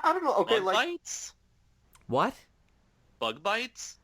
They're that's interesting you say that, because it lines up more with the way insects consume prey than any large predator that would eat an animal like that. Like, it's like how a spider eats or anything like that. But it also lines up with vampire bats. So is it a big bat? Who knows? You know, like, it's reported to have wings sometimes. But how do you the problem with the Chupacabra above a Bigfoot or even like a Mothman or a Jersey Devil is there is a bountiful feast of physical evidence that is bizarre and does need to be explained, that cannot just be be swiped away by any normal physical means. So that's what I'm trying to probe you guys for here, you know, like how do you account for the 3-pronged puncture marks and the drained blood? One explanation I did here, and I want to get your guys' thoughts on this, is that it's gangs and criminals trying to instill fear into people. I was thinking it could be a man thing. Yeah, not Marvel's man thing, but a man. That would be so much cooler. Oh my god, I wish it was Man Thing. I was gonna say maybe some sort of weird like animal the crop circles, like some kind of weird South American cult. It's like sacrificing animals in a very specific way. I've heard cults discounted because they would take the carcass with them, because why else would they be? They wouldn't perform the ritual on the farm. That would give them away. They would take the carcass away. They would probably take the living animal away and perform the ritual somewhere else. It's got to be like silently fucking stab the thing, drain the blood, move off. You know, criminal activity is one possibility that definitely, you know, has taken a very big centerpiece as like theories that people have put forward. It's not necessarily a bad idea, but at the same time, are these gangs moving all the way up to fucking Mexico and all the way up to fucking Texas? And or maybe it's a bunch of copycatters just to spread fear and fuck with people. The name Goatsucker is an odd choice of like, oh, that's the name we're gonna get behind, though, son. Well, it's just one of those things. It sounds way cooler in Spanish than it does in English. I mean, We're not very creative people. Chupacabra as opposed to fucking Goatsucker. Well, I'll have to give my final thoughts on it later, but it's certainly an unusual case. I would have to say a lot of balls in the air with the Chupacabra. Bill, do you think there's any reason that white people just aren't that superstitious? Because I think that's a lot of us are very superstitious, just about different shit. Yeah, well, I hear Andres and David talking about their fucking chupacabras and their El Cajones. We got our, you know, every culture has its own form of astrology and religion and weird fucking social social contracts that, if broken, can have like karmatic results, you know. Same time, we like fuck with that shit more. Like you don't, like, white people invented Ouija boards. You hardly ever see black people hunting ghosts. You know what I mean? I think it's just because we are 10 times more about how can we fuck over everybody and everything around us, as opposed to just how can I just live my life. And I think people who are just trying to live their life have a lot more room in their heart for superstition, as opposed to people trying to constantly fuck everybody and everything over. So, I don't know. Maybe that's a blanket statement on my part. Maybe I'm being racist towards my own kind, but, well, we probably deserve it, so whatever. So that's the Chupacabra. Let's move on to the second one. Let's talk about Stalin's ape men. Oh, What? shit. Or I love Stalin's ape men. maybe Ivanov's ape men are a better way to put it. These are also kind of big. So you're saying this is the dawn of the Planet of the Apes? Sort of. But this isn't as big as the Chupacabra, and it's more of a it's a sub-faction of many other cryptozoological and paranormal accounts. You know, there are all kinds of, you know, super soldier experiments and crazy sci-fi experiments to come out of, you know, Eastern Europe in the 1920s and 30s and 40s, which is when this was supposedly happening.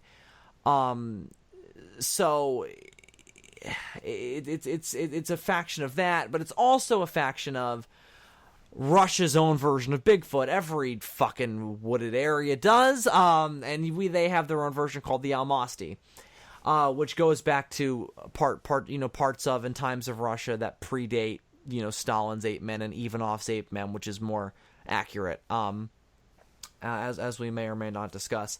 So Ivanov's ape men, as we'll say, disregarding the Almasty and Stalin's time travel experiments or whatever. Well, let's talk about it. So this older scientist named Ivanov receives a grant from Stalin's government, which was not unusual at the time. Many scientists did in the great quest following World War I to conquer the motherfucking world.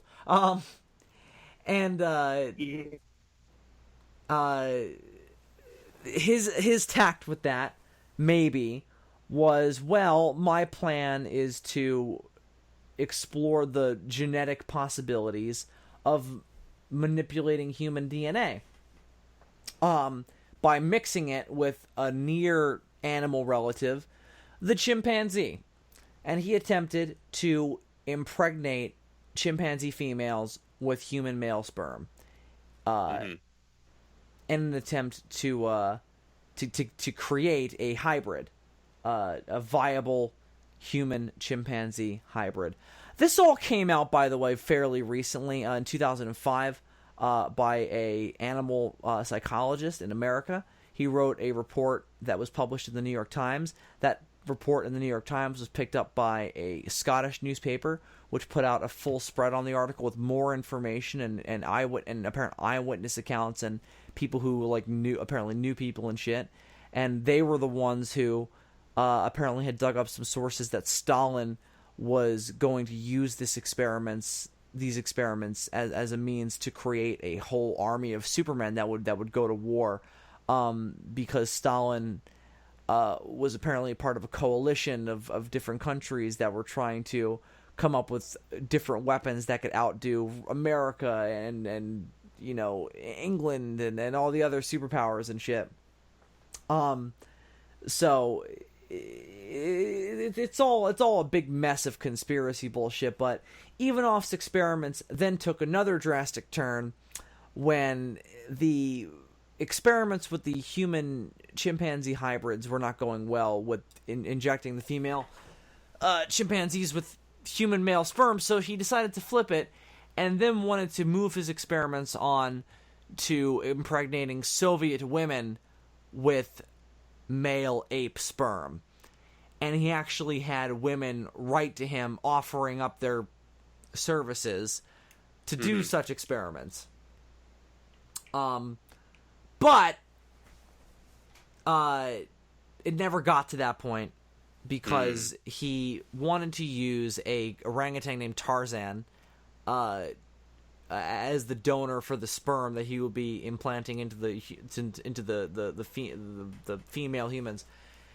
But the orangutan died, his funding dried up, and besides all of that, the point of the experiment was never to create a super soldier, or at least that was never Ivanov's intention. Ivanov's intention was, I fucking love Charles Darwin so much, I hate that people don't believe him, I'm gonna prove it by creating a human-ape hybrid, because that would prove it. And when Stalin maybe even didn't get wind that this was going on, he pulled the plug on it. Because Ivanov was arrested.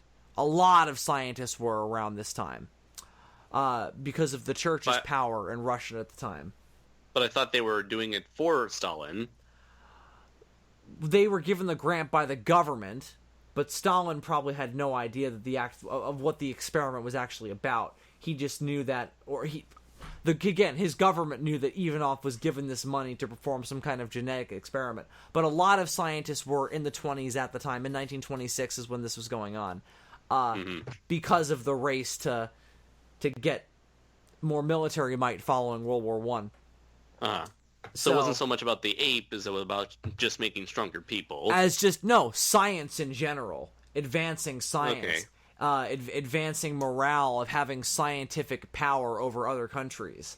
That was it.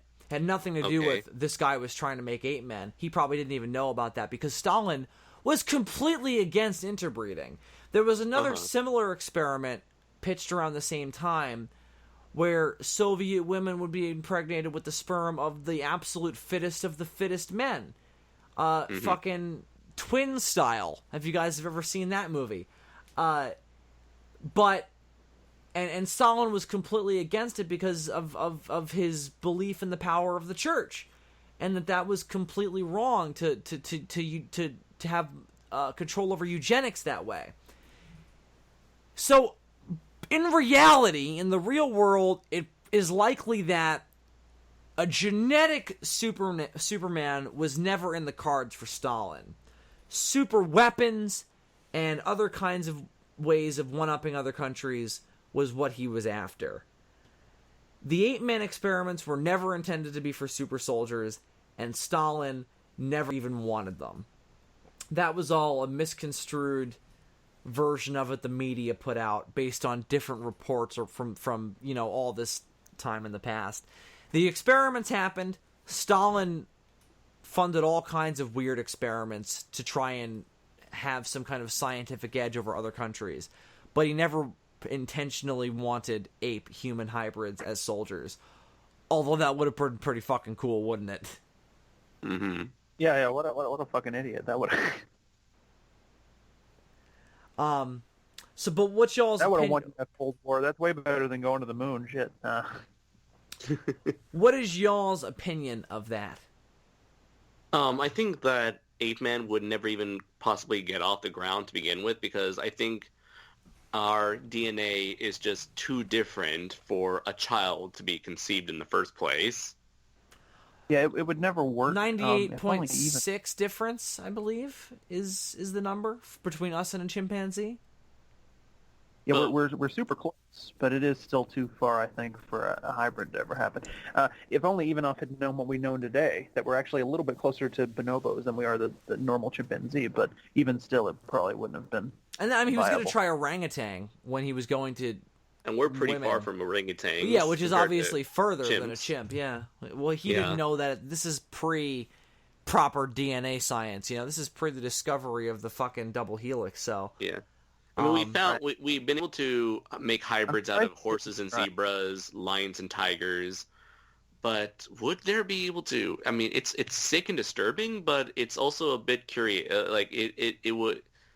It's a bit of a curiosity. Like, could it work? Well, think about it this way. He horse only and a tried it. zebra. He only got to try it 3 times.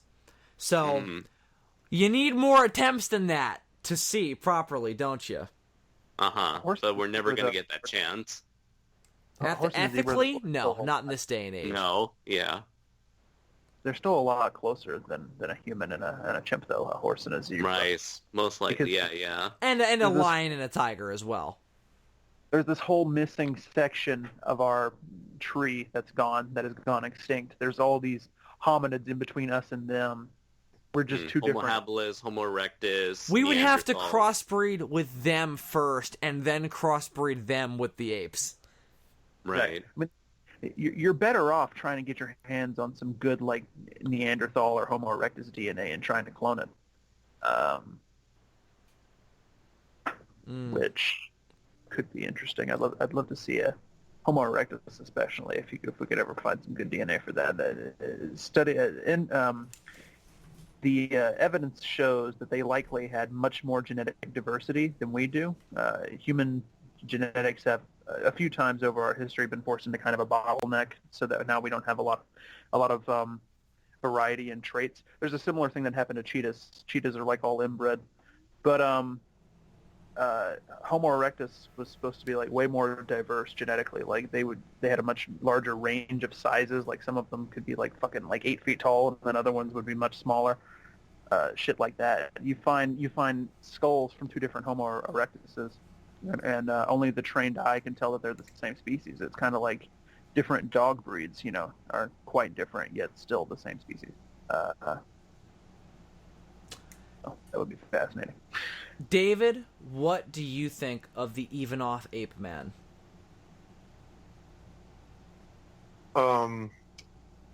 You sound so scared. You're like, I don't know what to say. What if they come after me? They come bursting through my window. Do svidaniya, David! Because the Cold Era was a fucking scary age. Because you lived in it. You lived right after the Bolsheviks were fucking I mean- taken out of power. Yep. I mean, think about it. The fucking Cuban Missile Crisis. Well, technically, these experiments didn't happen during the Cold War. These happened before that. This was after World War One. Imagine if this was a Cuban ape-man crisis. Well, that's the thing. I think Stalin's whole, like, Superman super weapon goal is after this. I think all this year of giving out scientific funding meant was, let's just make other countries look like shit compared to our scientific prowess. And then he very quickly threw that mentality out to go along with a more religious one.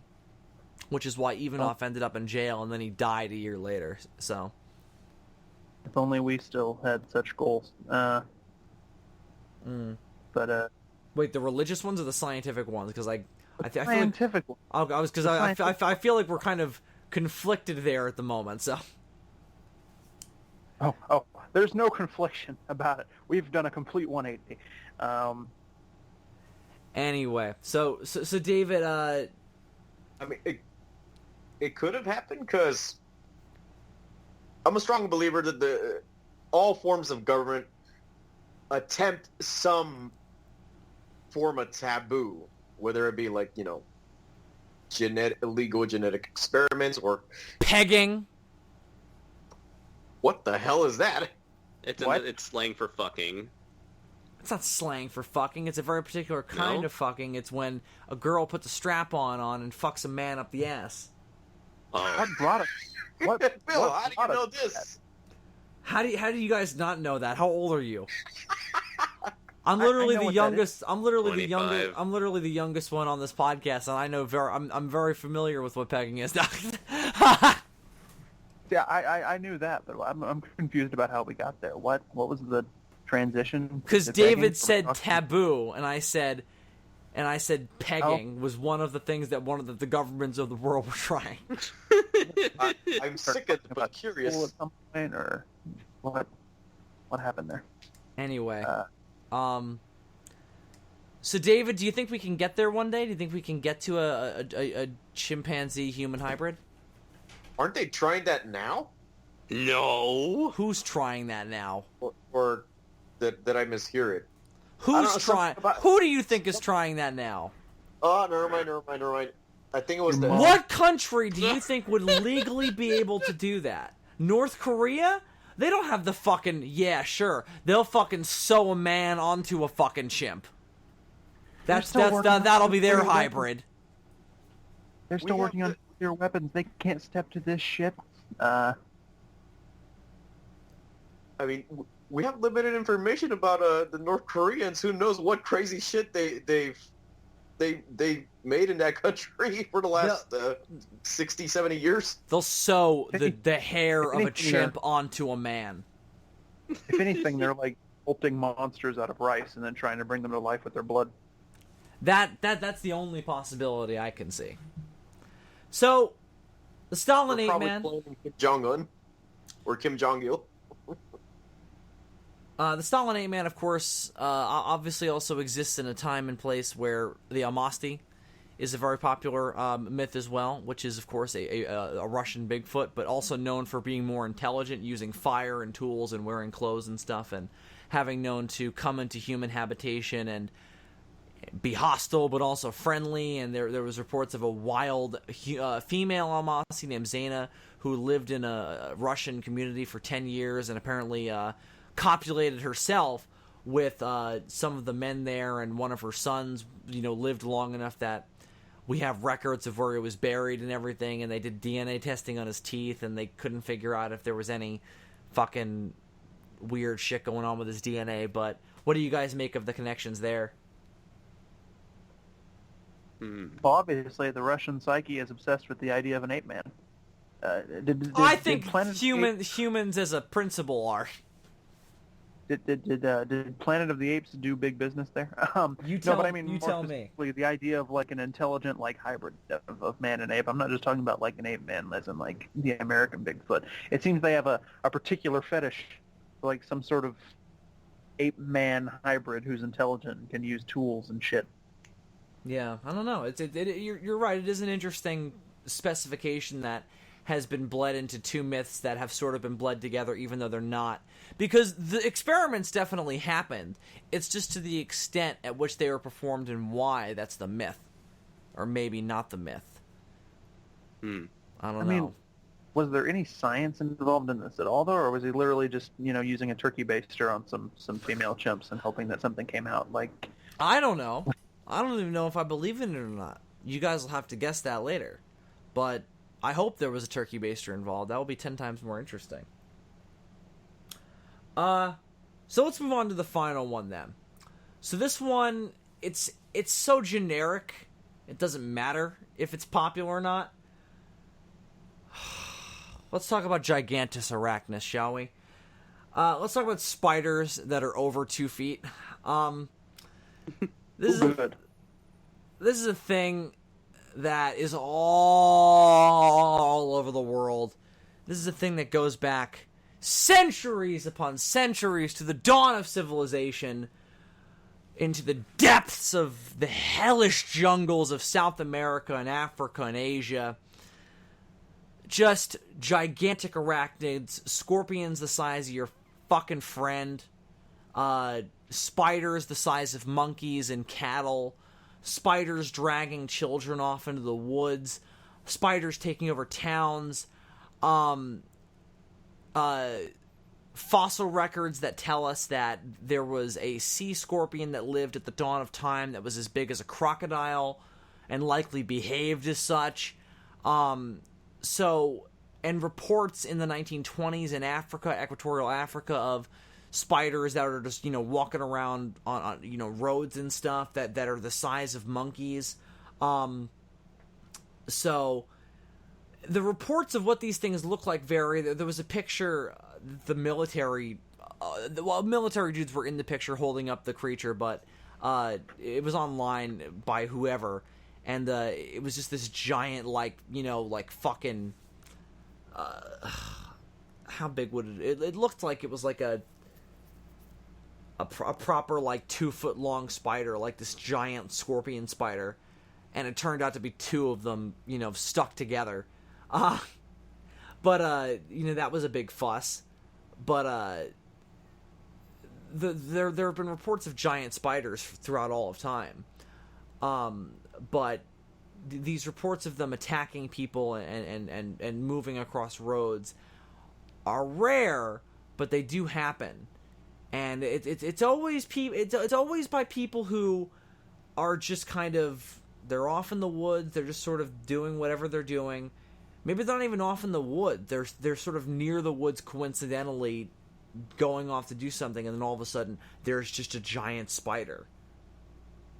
And they're always described as being more tarantula-esque in appearance, more kind of bird-eating Goliath spider, as opposed to like a huntsman or a scorpion, as that picture would suggest. But this is something that exists in every culture. It exists throughout all of history. Dragons, Bigfoot, even to a certain extent, but even more than Bigfoot, the creatures like the Loch Ness Monster, werewolves, vampires. It's primordial. A giant spider, a giant scorpion. It's instinctual. This fear of this gigantic arthropod. I know for a fact, for instance, that many African tribes had a spider god who was a trickster god, kind of like an African Loki, but it was a spider. What do you guys make of the possibility of a spider that's 6 feet? I don't think it's possible at all, because these spiders were able to exist in the Precambrian era, because back in prehistoric time, before the age of the dinosaurs, because the atmosphere, I believe, was very humid, and that is the type of atmosphere that would allow for insects to grow as large as they did. Well, spider's not an insect; it's an arachnid. Sorry, no, I'm kidding. You're right. Yes, arthropods. Yeah, Arthropods to grow as big as they possibly can. You make a compelling argument. The Congo's pretty humid, though. True, but I just don't think that it's possible in this modern day and age for it to be humid enough and the oxygen levels to be high enough to produce large, gigantic arthropods again.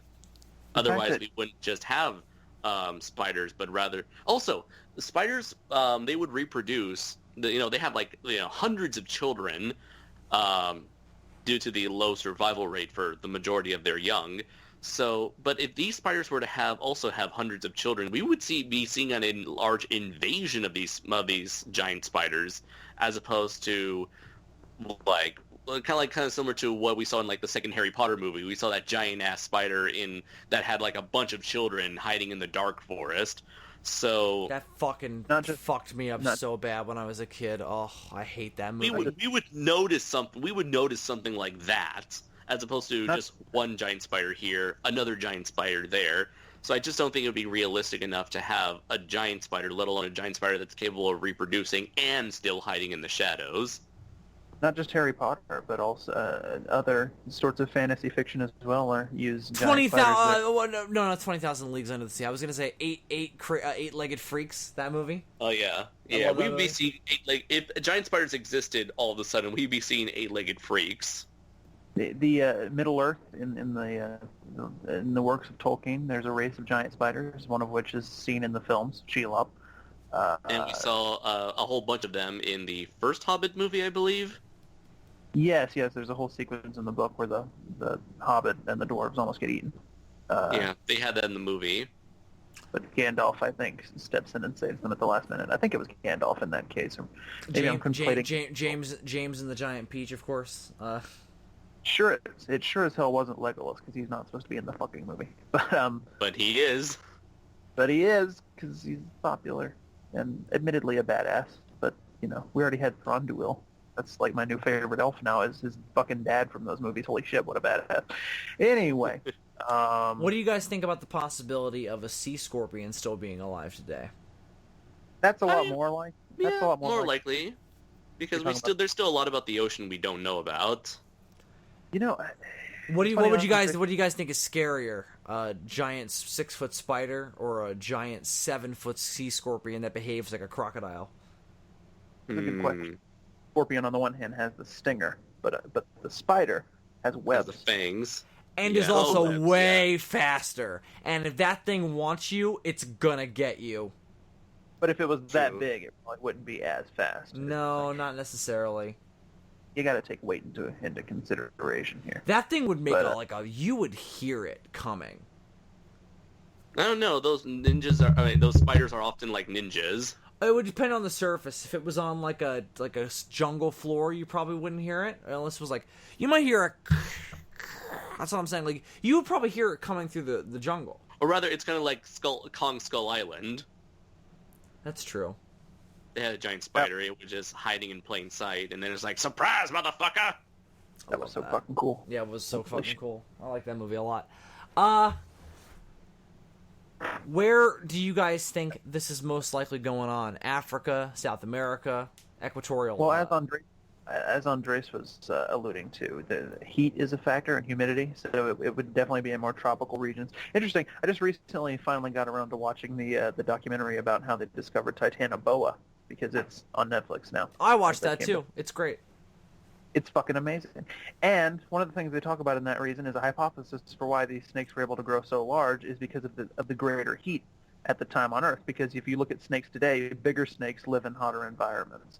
So if you wanna hit people where they're afraid and make them do some shit about global warming, don't tell them about fucking tidal waves and sea lines and shit like that. Tell them about the fucking giant spiders and giant snakes that could very well infest this planet if it gets too warm. So yeah, it would definitely be like Africa, the Amazon, places like that, if at all. I mean, that's where we have like the big ass spiders that eat birds now. There's places like that. Would you guys want to see a sea scorpion come back, be something that we genetically engineer? You think that that's something that would be worthwhile? I think that could be really. I'm not sure if we need creatures like these. So I'm about to send a picture for reference. Hang on. It's a model.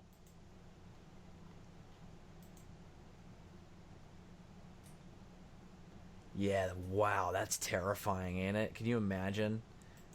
That's a great villain for a fucking video game, though. True. True. Yeah, but I don't think will we really need it? I don't know. It's like I would love to see a clone dinosaur, but for a clone scorpion, I'm not as. I don't know. I guess for me, they're not as cool, so they're not as necessary for me as a clone dinosaur. What if you could go to a park where they're you can see clone dinosaurs and scorpions, but the scorpions. Oh, okay. So you can see the dinosaurs, but the dinosaurs you have to be in the enclosure with, and the scorpions you don't. Will you still go to the dinosaurs, or will you just go to the scorpions? Right, would prefer it to be the other way, because at least these creatures are slow on land, and so I'm safe on land, whereas they're in the water. No. The scorpions are in a water enclosure, so if the scorpion enclosure was open and you had to be in it, you would be in the water. No, I probably might be with the dinosaurs then. No, but I'm saying the scorpion... The reason why the scorpions would be preferable is because you're not just in the enclosure. You're separate from the animals. But the dinosaurs, with the dinosaurs, you're not. So I'm saying, would you sacrifice your coolness factor that you brought up a second ago for the dinosaurs in order to be safe with the scorpions? I'd be safe with the scorpions. You assume that the sea scorpion is slow on land. I mean, yeah, we don't fucking know. Well, look how heavy that thing is. I mean, that thing is meant for swimming with its large carapace. Do you think it would be that much slower than one of these big spiders on land, though? Although I guess that one of these big spiders would be evolved to be on the land, so... I mean, Bill said that they were theorized to be very crocodile-like. Crocodiles are deceptive. Like, you wouldn't think they'd be as fast on land as they are in the true. water. They gallop and fucking shit. It's crazy. Like, they fucking take off. Like, yeah. Grass is grass. Word. Alright, so why don't we move on to the actual game portion of this then? So, I've tried to be as coyly objective as I can this entire time about each of these different stories in terms of which one I put actual stock in and which ones I don't. So, now I'm going to leave it up to you guys to be the judge. So, let's start off with David. David, which one of the three stories, the Chupacabra, Ivanov's Ape-Man, or the worldwide Gigantus Arachnus, or whatever the hell the fucking name is, it doesn't matter. Which one do you think I put actual stock in? I'm gonna have to go with Stalin's Planet of the Apes. Why? I don't know, it just sounded like you put a little bit more effort than you usually did with that one. Really? I'll be honest with you guys, I did the least amount of research for this episode than the last couple ones. The last couple ones have been like me scrambling with fucking writing and research. This one was like, I know these stories well enough, I just have to now be I have to be coy about my feelings about which ones I think are true, which ones I don't. Bill is relying on improv, so we'll have to fire him. That's a nice call. That's the first good joke you've had this episode. Oh wow, Andres is fucking brutal. My God, what an asshole! There you sir. I do dare. All right. So Andres, what do you think? Which one do you think I put any stock in? Let's see. Maybe the Chupacabra. Why? Why the Chupacabra? Because it seems like you know your shit when it comes to the appearances of these alleged appearances of these creatures, and a decent outlook at their history. And it seems like these are the ones you believe might be the most likely to exist. It sounded more like Bill just watched that episode of Dexter's Laboratory. I was like, this is my education on the Chupacabra. I fucking love that episode. Craig McCracken, educate me. In that's Gendy Tartakovsky. Thank you very much. Craig McCracken worked on that show, right, okay. Yeah. No, Gendy Tartakovsky worked on Powerpuff Girls. I don't know if McCracken worked on Dexter's Lab or not. He did a little bit, yeah. You uneducated man. No, I know about Cryptids. I don't know about Dexter's Lab. He doesn't know about animators. You fucking... Dexter's Lab, by the way, went with the genetic explanation. In that show, Dexter had actually engineered the Chupacabra. And so he was a art director, model designer, and storyboard artist for Dexter's Laboratory before eventually moving on to Powerpuff Girls and Foster's Home for Imaginary Friends. Oh, okay. Okay. All right, then. The earlier creators at Cartoon Network, they were like really good friends with one another and help each other on a bunch of stuff before doing their own work. I refer to it as the Cartoon Network Golden Age. Yeah. That's where the good shit was. Also known by Cartoon Network fans as the Powerhouse era, where they would use the Powerhouse song da da da da da da da during their commercial sequences. Yes. Anyway. Fuck whoever runs now with their Teen Titans Go and their fucking other shit. Teen Titans Go, because that's all they ever focus on nowadays. They should bring back the Chupacabra. Maybe that'll save them. Anyway, so Andres, you're going with They'll have the Teen Titans Go meets the Chupacabras, and then they'll eventually invade the reboot Powerpuff Girls and fight the reboot Ben 10. So Andres, you're going with the Chupacabra. You think that's the one I put the most stock in? Yes, and Mexican bias. I see. Dylan, how about you? Well, to me, I'm a little confused. So we do know for a fact that the Soviet ape-man experiments happened. We know that they were supposed to happen. There was there was money put down. Okay. So when you ask me whether I think you put stock in it, you're saying which one do you think I think is like? I think this one is probably the one that the legend is probably the most accurate. Oh, okay. Well, it sounded to me like there were too many inconsistencies with Chupacabra and with the ape man. I'm gonna go giant spider because I could hear the fear in your voice, Bill. They're real and they're coming for you. No, no, because they already picked the other two. No. Your reasoning is flawed in that they thought that in that you thought that it's just because they picked the other two, and also in that I am afraid. I think my arachnophobia is dying down with all the weed I've been smoking, because I watched the spider documentary today and I was like, I'm fine not having any episodes. What spider documentary? Well, it was a Monster Quest episode, but yeah. About these giant spiders? Yeah. That's where I learned about the giant sea scorpion. Bill has been practicing killing spiders using grapes. What? You also tend to like... Why grapes, David? Because they're I mean, if you look at them from a distance, they look like spiders, like big fat balls of, something. Here's another reason I think it's a good pick. Bill, you tend to like cryptid stories that go back a ways, like your fucking Bigfoots and shit. Whenever it's something that's more recent, like Loch Ness Monster didn't explode until 33, Mothman, these other stories, you don't seem to put as much stock into them. There's something about a story that is ingrained in mythology that tends to get you behind it more, I find. Maybe that's not the case in this particular instance, but I do notice that as a trend. That is more sound logic, and that is why you are right, because I do think that the giant spider one of these three stories is the one that makes the most sense. I think of a Chupacabra and of an even-off ape man and of a giant spider. I think that's the one that's the most likely true. I think we could very likely dig into the Congo and find maybe not a 6-foot spider, but the biggest spider, the biggest predatory spider on the planet. Very likely. If not, it will happen. Like, I just think that story makes more sense to me. I totally buy that. Even if it's not alive now, a giant spider could have been running around Africa with all these tribes seeing them and reporting them and them getting ingrained in their mythology. Absolutely. The Chupacabra, what a fucking disaster of a cryptid story. Fascinating. The draining of the blood and the puncture marks are the things that get it for me. The fact that it started and then it stopped, that it popped up all over different places and it seemed to stop and reappear, very unusual.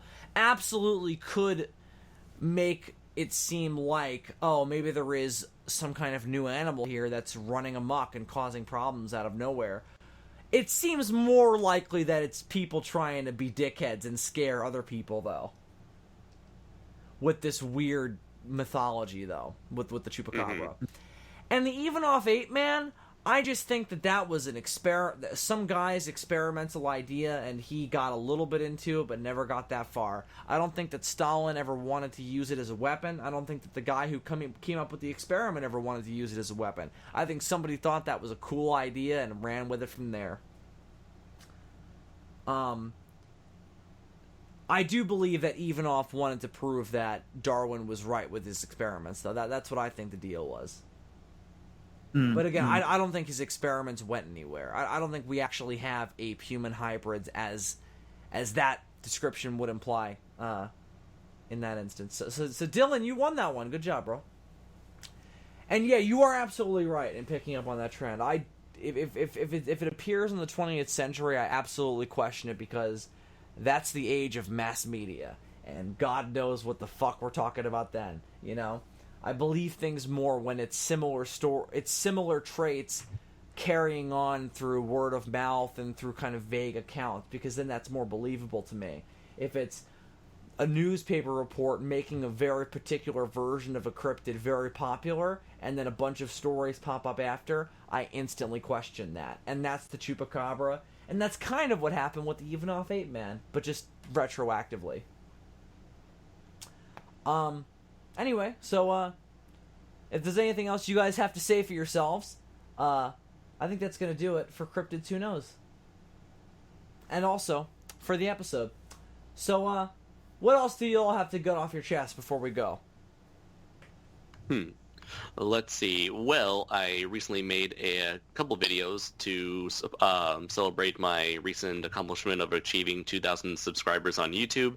Both my editor and our friend of ours, Braden Connor, and we hosted a 4.5-hour live stream about a week ago, and it went really successful, and we had a lot of fun.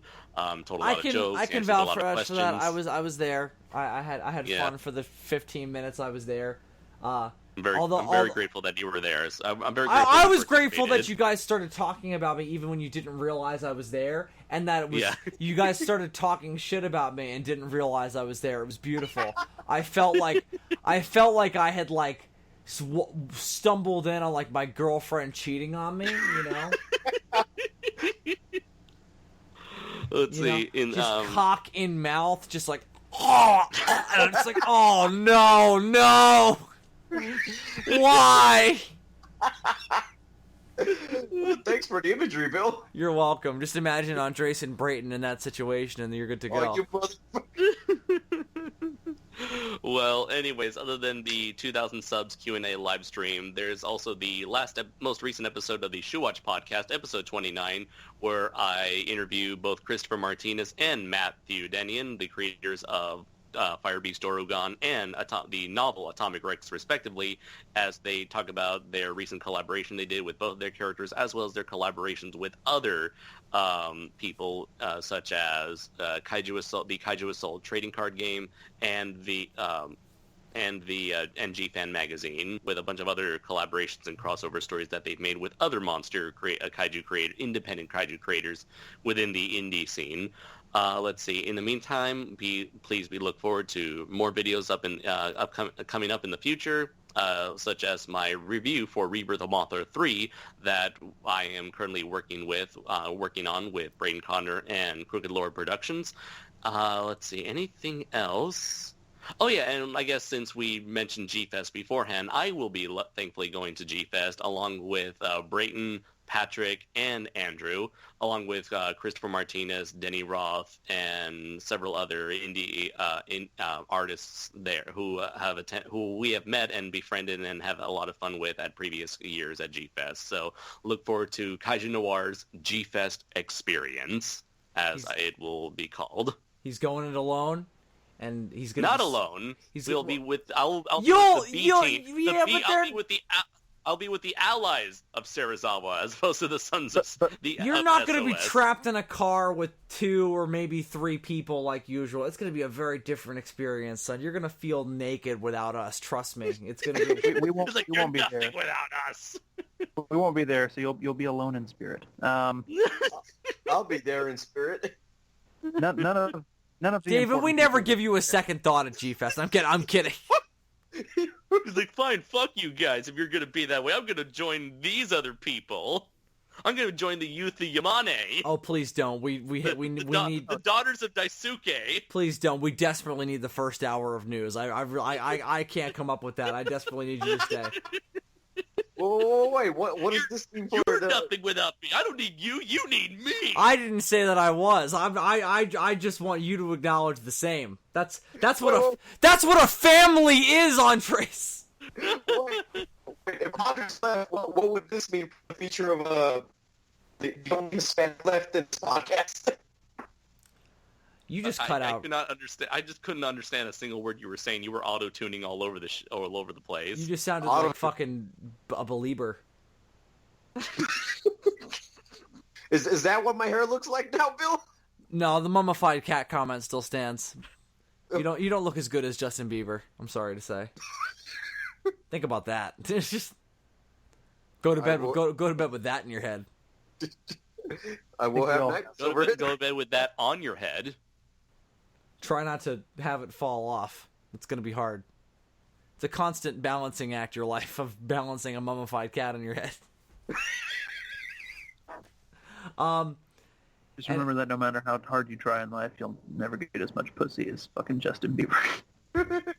You may try so hard, and maybe even get so far, but in the end, it won't even matter. Yeah, it's depressing that you won't even get as much pussy as Linkin Park. Linkin Park didn't even do a song for the new Transformers movie. Like, how... So where are they at? They didn't do one for the last one either.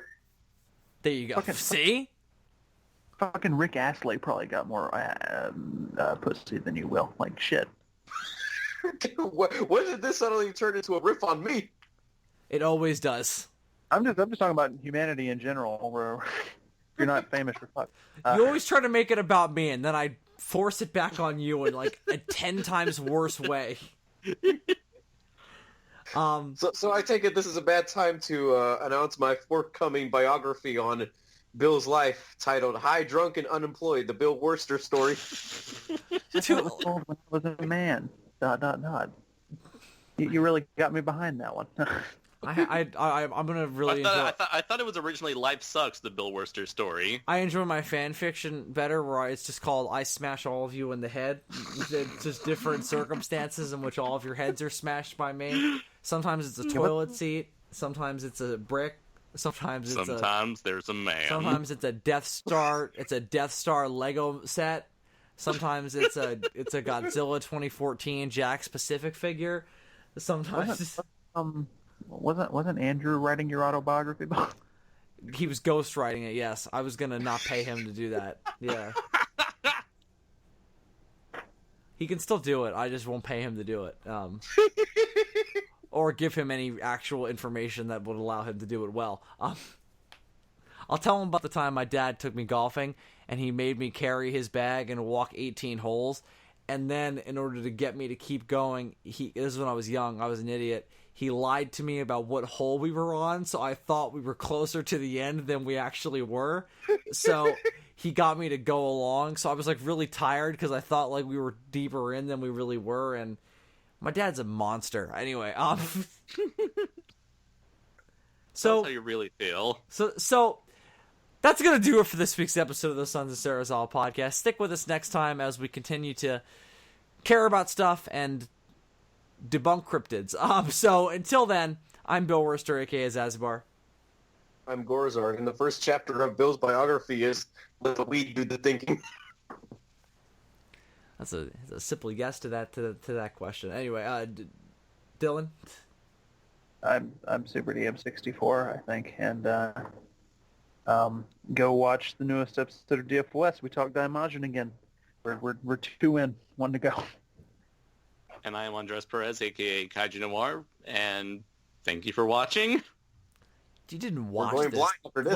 Wait. You didn't watch this, did you? Because it's the one picture of us all looking like snarky cartoons for like 2 hours. Just listen to it. Just go do some kind of fucking chore or something and listen to this. Don't stare at that image for 2 hours. Then you'll go blind, as David suggests. But Bill, we are snarky cartoons. The science is sound.